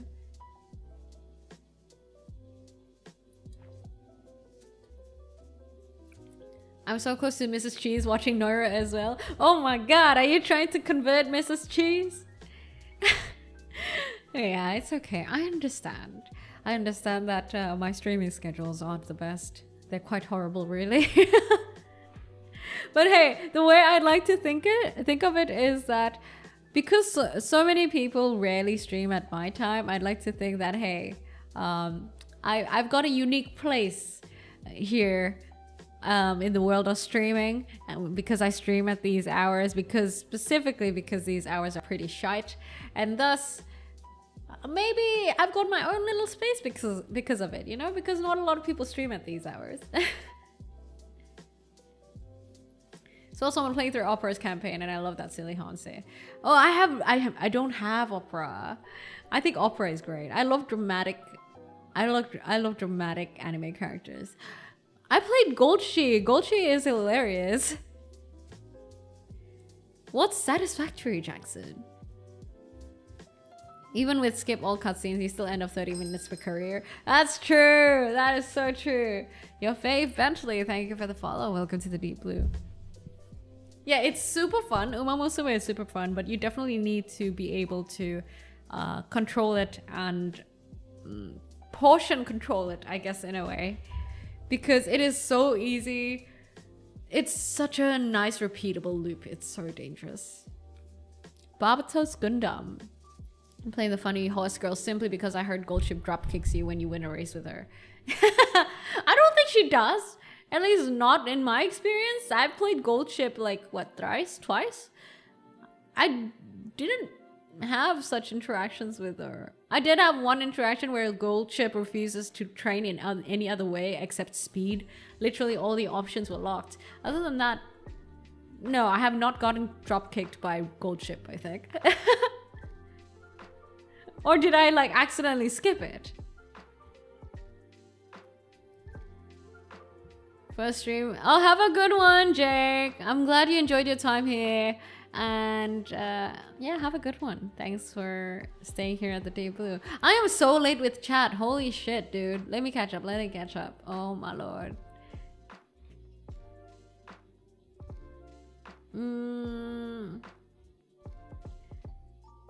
My personal hot take. Wait, what? Oh, wait. Okay, I'm caught up. Thank you for liking my model, Bentley. If all kinds of comments and posts could be traced back via IP route / number, there would be much less negative vibes online. The haters would be a lot more scared to type. But also, that's a big breach of privacy, no? But I mean, it is what it is. The internet is what it is. And to a certain extent, I feel like the internet has done more good than bad. Crazy thing to say, but at least from my perspective, it feels like it's done more good than bad. What do you guys think? Do you think the internet has done more good or more bad? They're rolling out autoplay in JP soon, hopefully for global. Wait, how does autoplay work? Like they pick the stats and everything for you? I don't know. I kind of want to pick my own stats and everything.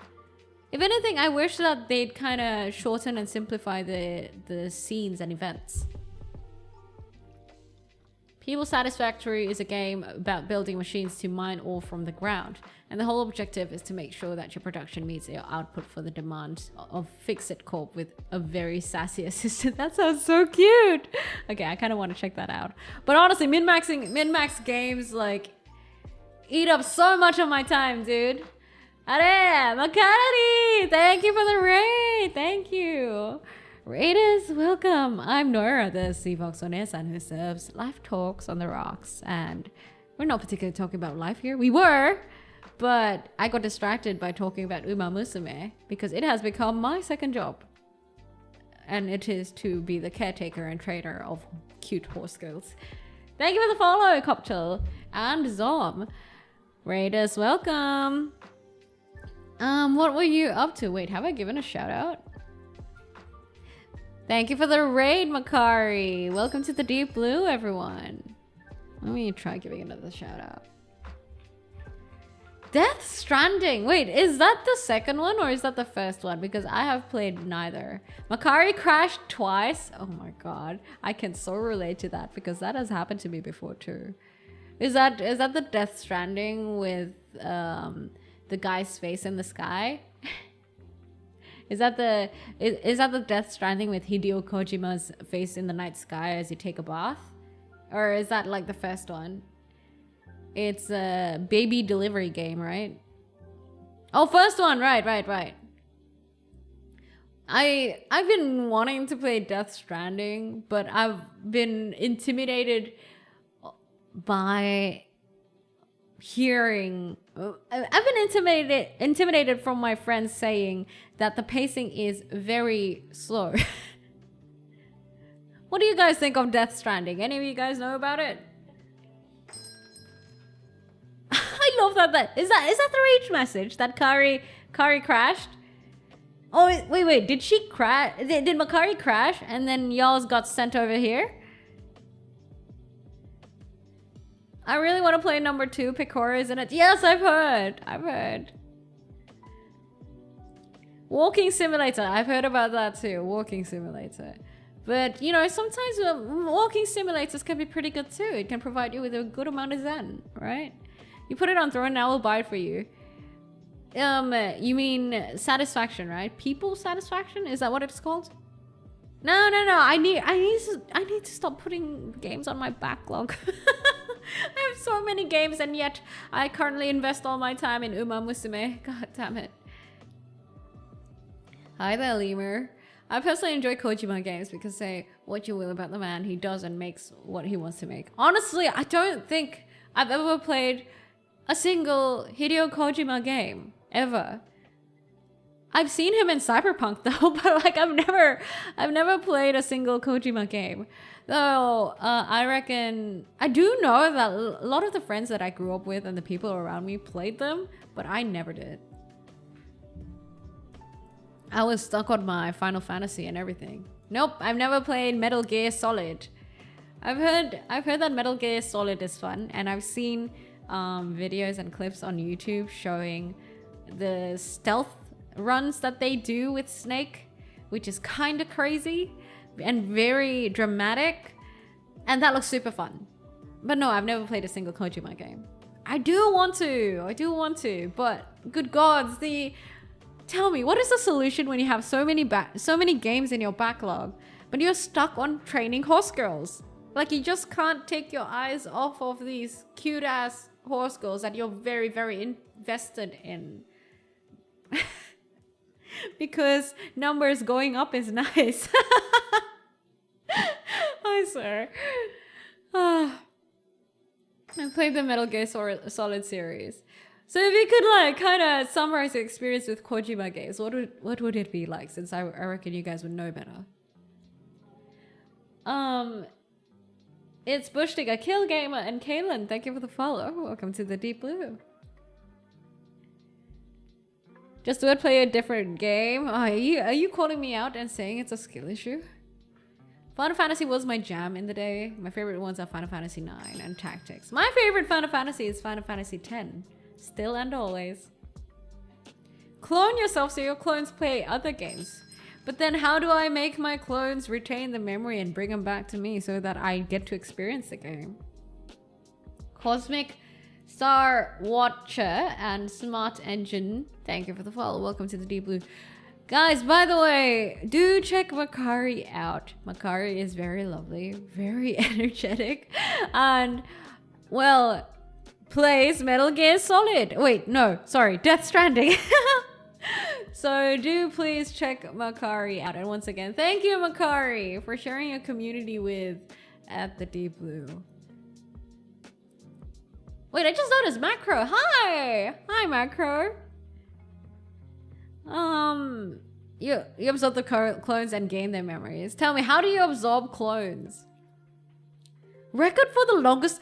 There's a 70-minute cut. Are you kidding me? That's a fucking movie. That's not even a cutscene at that point. Oh my god. A 70-minute cutscene. Are you able to pause the cutscene, or do they just make you sit through it? Haven't played much FF, but 6 is my favorite. What about the gameplay? What's it like? I've tried Metal Gear Solid 1 and it was challenging since I never played any spy games before. Does Assassin's Creed count as spy games? Honestly, even to me, yeah. I've played... You guys... Was it Jason? Jason bought me Assassin's Creed... Shadows, right? I don't know why. I felt like Assassin's Creed Shadows was much more difficult than the other Assassin's Creeds I've played. And it was kind of annoying. Because when I play like stealth games, I want to be rewarded for my stealth, you know? I want to be like, okay, I busted my ass off to be stealthy as fuck. I better be able to kill these people stylishly. And I felt like I wasn't able to do that with Assassin's Creed Shadows with the one time that I played it. Kojima games are generally pretty innovative for their time and often have an infiltration dynamic to them with a lore-heavy story. Ooh, lore-heavy. The game older, the more mechanics and things you get. Yeah, I think Metal Gear Solid is definitely something I want to try eventually. I haven't even finished Clair Obscur, guys. And I think it's been like... My Xbox Pass has refreshed like 3 times. For Oblivion Remaster and Clair Obscur. And I still haven't finished the game. And honestly, it's been, I think, 2 weeks since I last played Clair Obscur, I think. The first original games are hard due to it being from the NES era. Ah, yeah. I remember, I think Metal Gear Solid was like... I remember watching someone play it on PS1. I think when it was...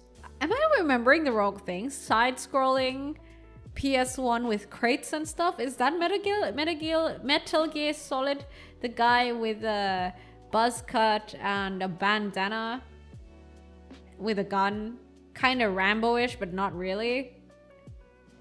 I don't know if I'm remembering the right thing. That one? No, okay.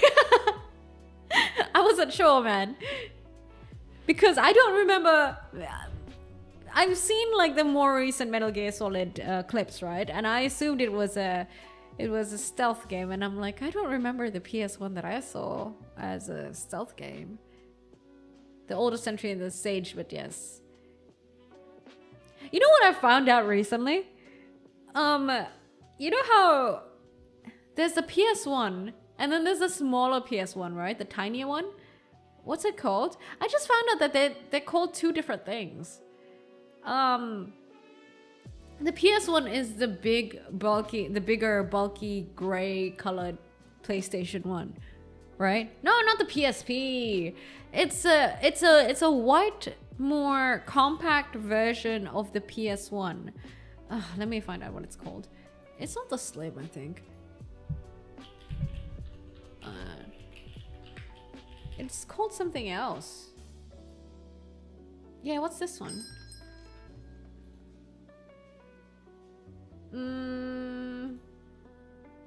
No, wait.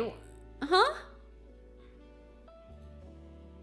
Hold on. Let me Google all the PlayStation. Fox in the Night, thank you for the follow. Welcome to the Deep Blue. Oh, right, yeah. So I just found out that the PlayStation is the PlayStation and not PS1. I always assumed the PS1 and the PlayStation were the same thing. And one was like the PS1 Mini or Slim. I found out about that recently. What the fuck? Because I think in my household back then we had both. Yeah, we had both. One broke down and then the smaller one was bought. Was meaning no, the smaller one is called PS1. I'm looking at it right now. The more squarish one, the gray squarish one, the OG, is called just the PlayStation. It's crazy. Yeah, Tetsuyuki is right. Funnily enough, Hideo found the NES game in a bargain bin and played it. He felt it was weird and it didn't even... Wait, hold on. I need to plug my phone. Battery's dying, guys. Give me a sec. Chottomate. Sauce. Alright. He felt it was weird and it didn't even have Metal Gear in it. The first game ends with fighting Big Boss. Invisible has grown to the... What? Invincible, you mean? Who enjoy... Invisible? Enjoys Metal Gear. Yeah, one day I will try playing the game, guys. PS1 was the one with the built-in screen, right? What are you talking about? Which one? There's no built-in screen. What? Do you mean PSP? The PlayStation is a very squarish one that's dark gray, as I remember it.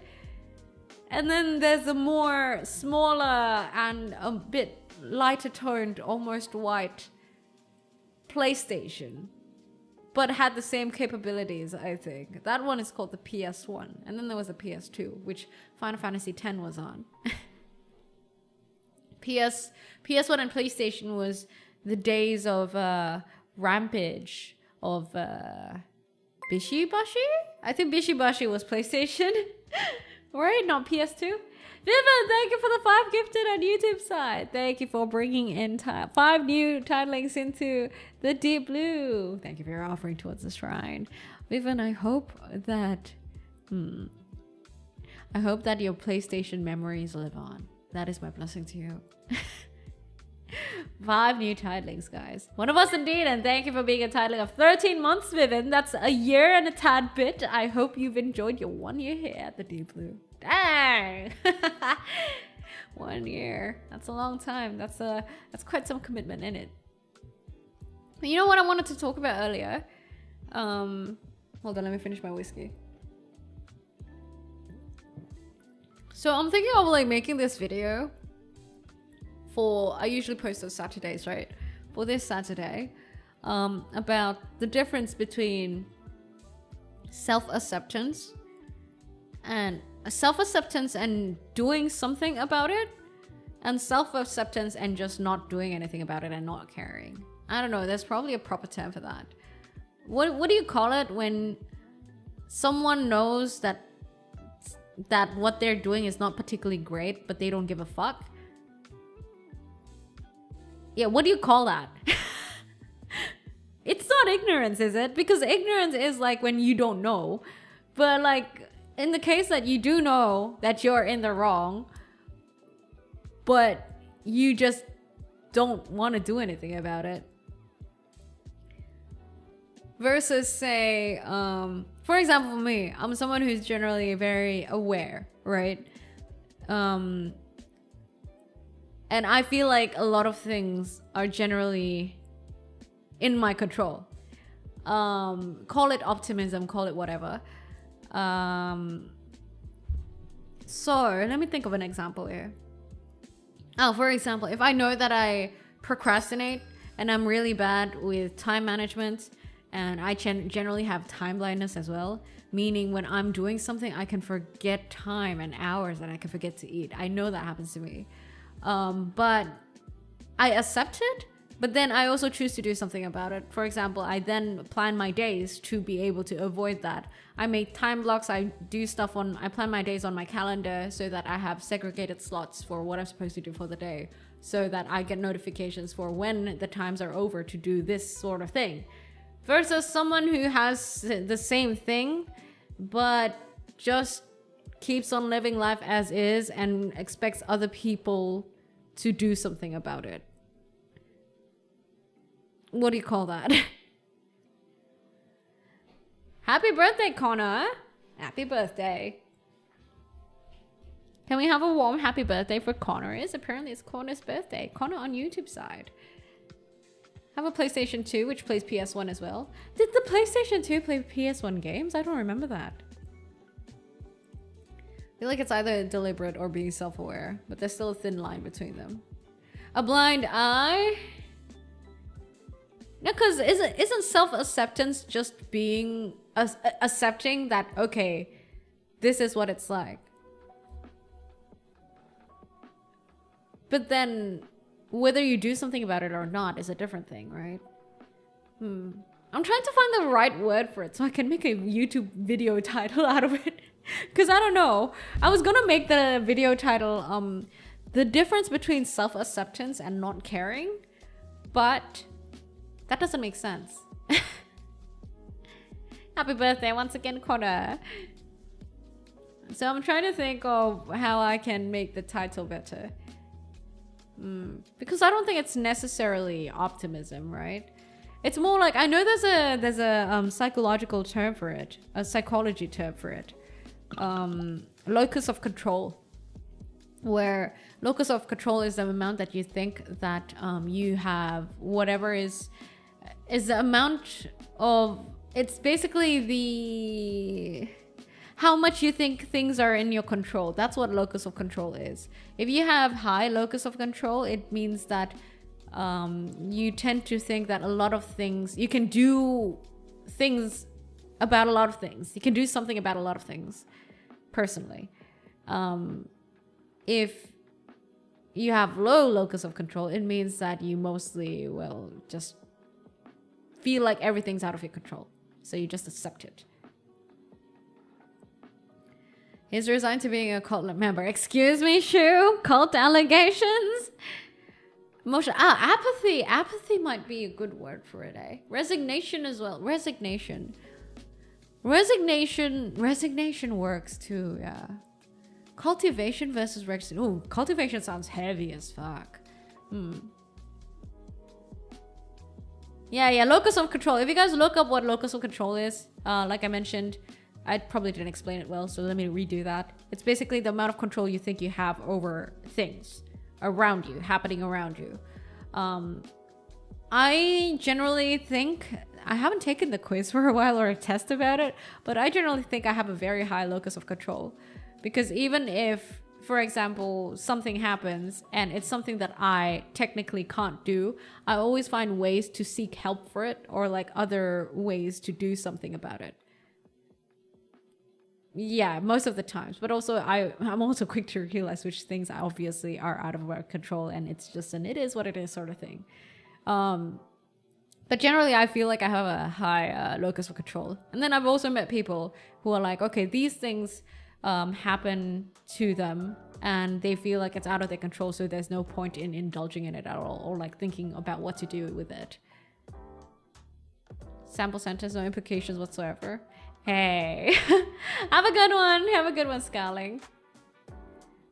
Why are you talking Indonesian to me, Zach? Selamat pagi, fine shit. That's a crazy thing to say. Yes, there is a test for it, Tetsuyuki. At least as I remembered it. I think I learned that concept quite a long while back. It's just a series of questions that can help you determine how much things you feel like you have control over your life. It plays PS1 games. I don't know if later models did that. Also, there were PS2 games like Half-Life, which has a blue colored disc. Half-Life? I only remember Half-Life being on PC. Yeah, I barely remember those days, man. I have shit memory. I may have lived long still, not past tense. I may be an ancient sea fox who have lived many good years, but alas, I am blessed or cursed with the capabilities of bad memory. There is nothing to be done about it. Yeah, I want to make a whole video about that because I feel like, I don't know, when people are so resigned to what happens to them, is it because it's out of habit? It's because they've been doing it so often that it becomes a habit of theirs? Or is it because they haven't been thinking about things, they have been thinking about things the wrong way? Like there's a certain perspective that they haven't been exposed to. Because in the book that I am still reading, by the way, which is Emotional Intelligence, it says that, though I haven't gotten to the chapter or anything, but it says that there are ways to become a more optimistic and hopeful person. Now, I don't know how particularly, but I think it's interesting, hey? I think it's interesting how people can be so different. They're provided with the same problem, and they both accept it. So we're not even talking about ego here. But some people just don't do anything about it, or feel like they can't. When it comes to control, I feel like there is, like, isn't there, like, we only able to change something that's on our grasp of control? No, not particularly. For example, like I said, let's say there's something that happens.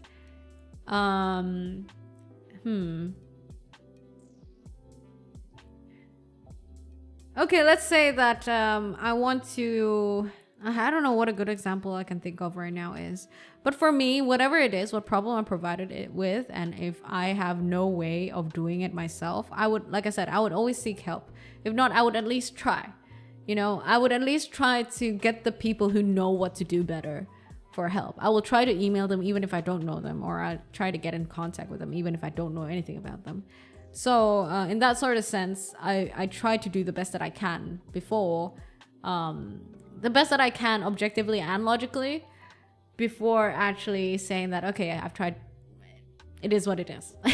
At least I've tried. I think that's my perspective. I want to try my best so that at least I've tried. It's funny you mentioned locus of control, because I have such a high amount outside of work and such a low amount at work. That's also an interesting thing. Hey, locus of control can be quite different depending on your in different aspects of your lives. For example, I would assume that's fair. For example, with content creation, I feel like I barely have much locus of control. I have very little when it comes to my growth. Well, not very little, but like I think of it in a way where it's like, okay, I'll make my content, I'll be consistent, but I know that most of everything in content creation is up to RNG. But the least I want to do is to be able to post consistently and frequent enough to the point that it gives the algorithm and the RNG enough chances to hit and possibly strike gold. And even if it does, then at least people who come from it get to see that I'm maybe worth it, that sort of perspective, you know. But in general, I do feel like when it comes to my growth in content creation or being a VTuber, it's technically, I don't really have much control over it. But like I said, I don't fret over it much because of that perspective that I have. So yeah, that's an interesting thing too. How your locus of control can be varying depending on like different aspects of your life. That resignation could be a combination of both, lack of direction, or they were mentally exhausted. Yeah, I think so. To be fair, mentally exhausted and things that you think are basically mentally bad, I feel like a lot of them are okay. So I feel like you can separate bad mental conditions into two things. One is due to mostly habits and the way your brain is used to doing things. The second is, well, it's you're born with it. Or it can be a combination of both, right? For me, I've gone through some rough patches mentally, personally. But for me, they were mostly due to my habits and lifestyle back then. So it wasn't because of how I was born, at least. At least that's what I'm assuming right now. I haven't gotten checked with that. But my psychologist also assumes that because of how I'm able to generally bounce back when it comes to such things, you know. She seems to say that it's mostly due to behavioral habits and how I grew up and things that I've gotten used to and my brain has gotten used to, rather than, okay, you're born with it. What was I saying? Holy shit, I got lost in the conversation. I got lost in the yap. Anyway. Oh, I think I'm starting to lose steam now. The lack of sleep is getting to me, dude. I was not in a great mood until tuning in to hear your lovely yaps. Oh, thank you, Kurt. Oh, you're so kind. Thank you. Have a good one, Kurt. And I hope your day continues to be a great one. Could be a very short-sighted take, but I believe locus of control does just sound a lot like it boils down to how well can you live in the present, in my opinion. How well can you live in the present? In what sense, Jade? Because I feel like when it comes to, say I'm presented with a certain problem, first thing I do, personally, and I would assume that everyone processes problems differently, but for me, what I do is that in my brain, I go in my head, I'd be like, okay, what are the things I can do, and which ones are the most feasible or realistic or sustainable? Are there any low-hanging fruits? For you guys who don't know what low-hanging fruits are, basically they're easier and quicker to do, and they provide decent value. So like out of all of them, these should be prioritized. This isn't a very like project manager, product manager sort of perspective, by the way. But that's how I think about problems. I break them down with all my options, and then I prioritize and categorize them into what's realistic or not, and what I can do with my current resources or not. So I don't, in that sort of sense, I don't think how present I am living has much influence. I guess it does influence. It does come into play when we start talking about taking the action, right? Because obviously planning what to do with something versus actually doing it are two different things. So I guess in that sense it makes sense, because maybe I could have a whole ass plan of how to tackle this problem, but I can't be bothered doing it, or I don't have the guts doing it, or like I just chicken out from doing it. That's two totally different things. In that sense, yes, it makes sense. How much are you willing to just do it or live in the present, I guess? In my belief of control, there are things you can control in terms of how you react to things, but the events that happen to you are ultimately random.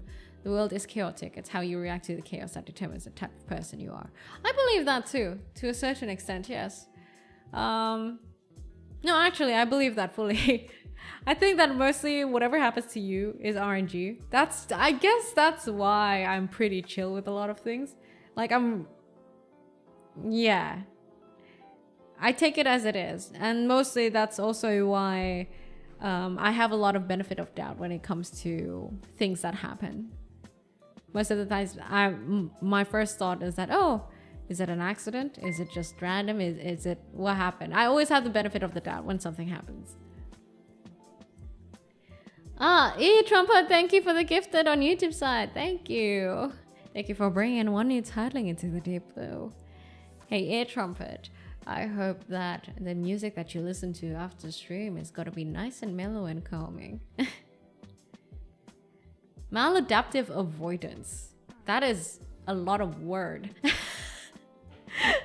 Maladaptive avoidance. Even I'm not sure what that means. Strong on the therapy train. I'm not here to provide you guys with therapy, by the way. Oh my god.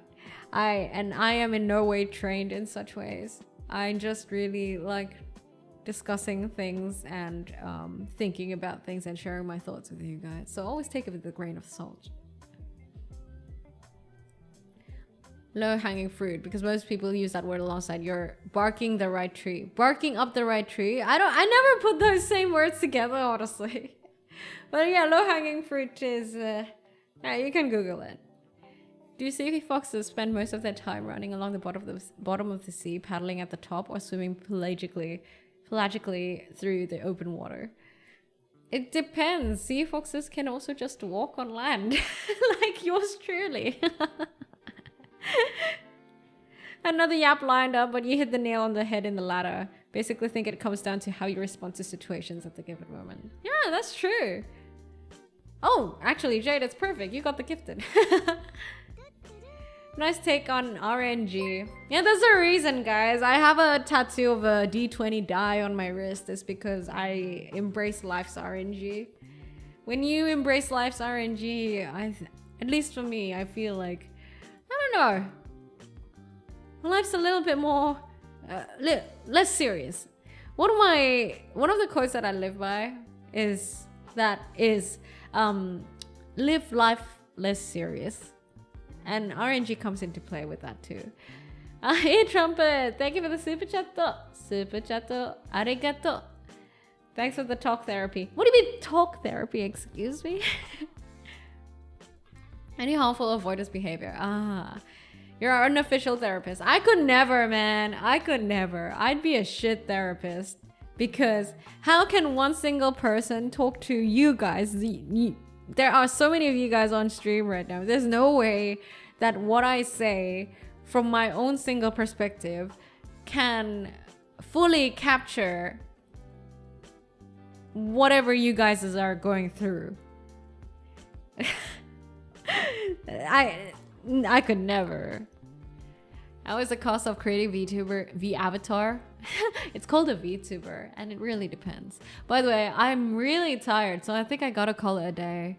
Do you guys mind if I call it early? I'm sorry. I'm actually... Yeah, I'm running out of steam. Oh, all that lack of sleep throughout the day is taking a toll on me. However, I will do a membership stream this Friday night for some of you guys, Saturday morning for some of you guys. So maybe I'll see you guys there. If you guys want to get notified for the membership stream, it's going to be on YouTube. But if you guys want to get notified for it, do come over to Discord. That's where I usually give notifications for my streams and my uploads and everything. Everything that's my content. So come over to the Discord. It's at discord.gg/Noira, or you can check the description below. It should be there. And for the membership stream, we'll be doing some yaps and whip fishing with y'alls, by the way, and some karaoke. So if you guys want to hear me sing, you can hear me sing on the membership stream. What will I sing? I don't know. Sunday morning, rain is falling. Sheena's favorite. No, Sheena's favorite is video games. But yeah, you guys can tune in for karaoke and request some songs if I happen to know the song as well. No name, no life. Thank you for the follow. Welcome to the Deep Blue. How many more streams do you think until you finish my Expedition 33? Honestly, I don't know. Maybe 5? I have no idea, man. Party animals. The thing is, I don't know how many other people have party animals, Jackson. So maybe we'll have to do a little check of like how many people have party animals at the Deep Blue. Anyway, if you guys like the stream, I'd appreciate it if you drop a follow. If you're on Twitch, or subscribe if you're on YouTube. And I stream 3 times a week. That's every Tuesday, Wednesday, and Thursday. Very consistently. I'll take confidence in that. Very consistently. And that's at 10 p.m. GMT plus 8 if you're in Southeast Asia. That's at 7 or 9 a.m. if you're in the US, or 3 or 4 p.m. if you're in the EU. That's without daylight savings.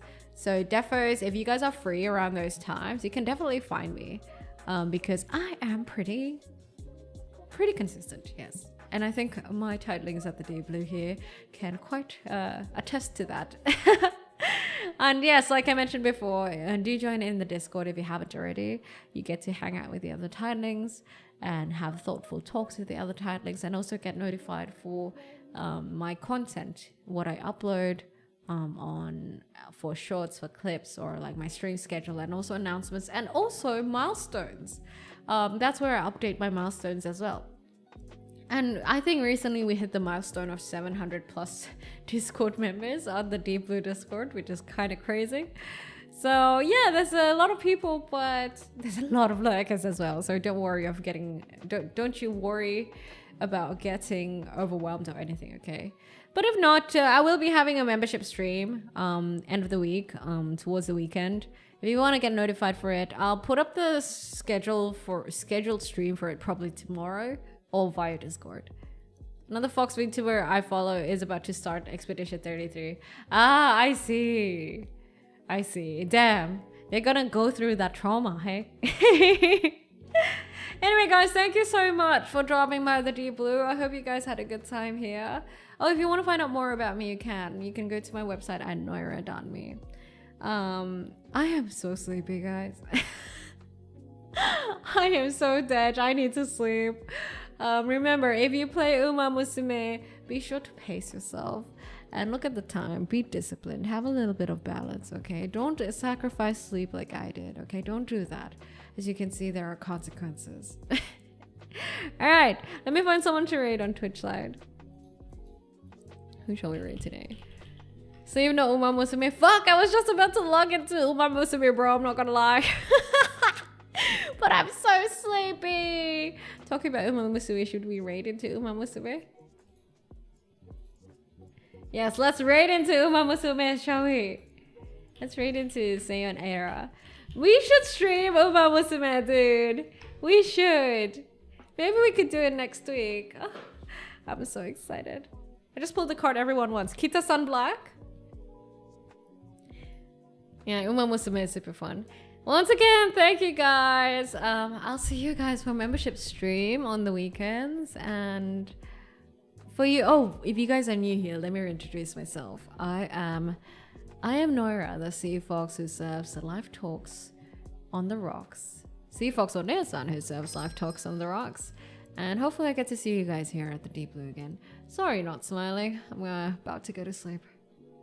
Have a good one, everyone. I'll catch you over the weekend. Don't forget to join Discord. Discord.gg/Noira. Bye. Sayonara. See you on the flip side.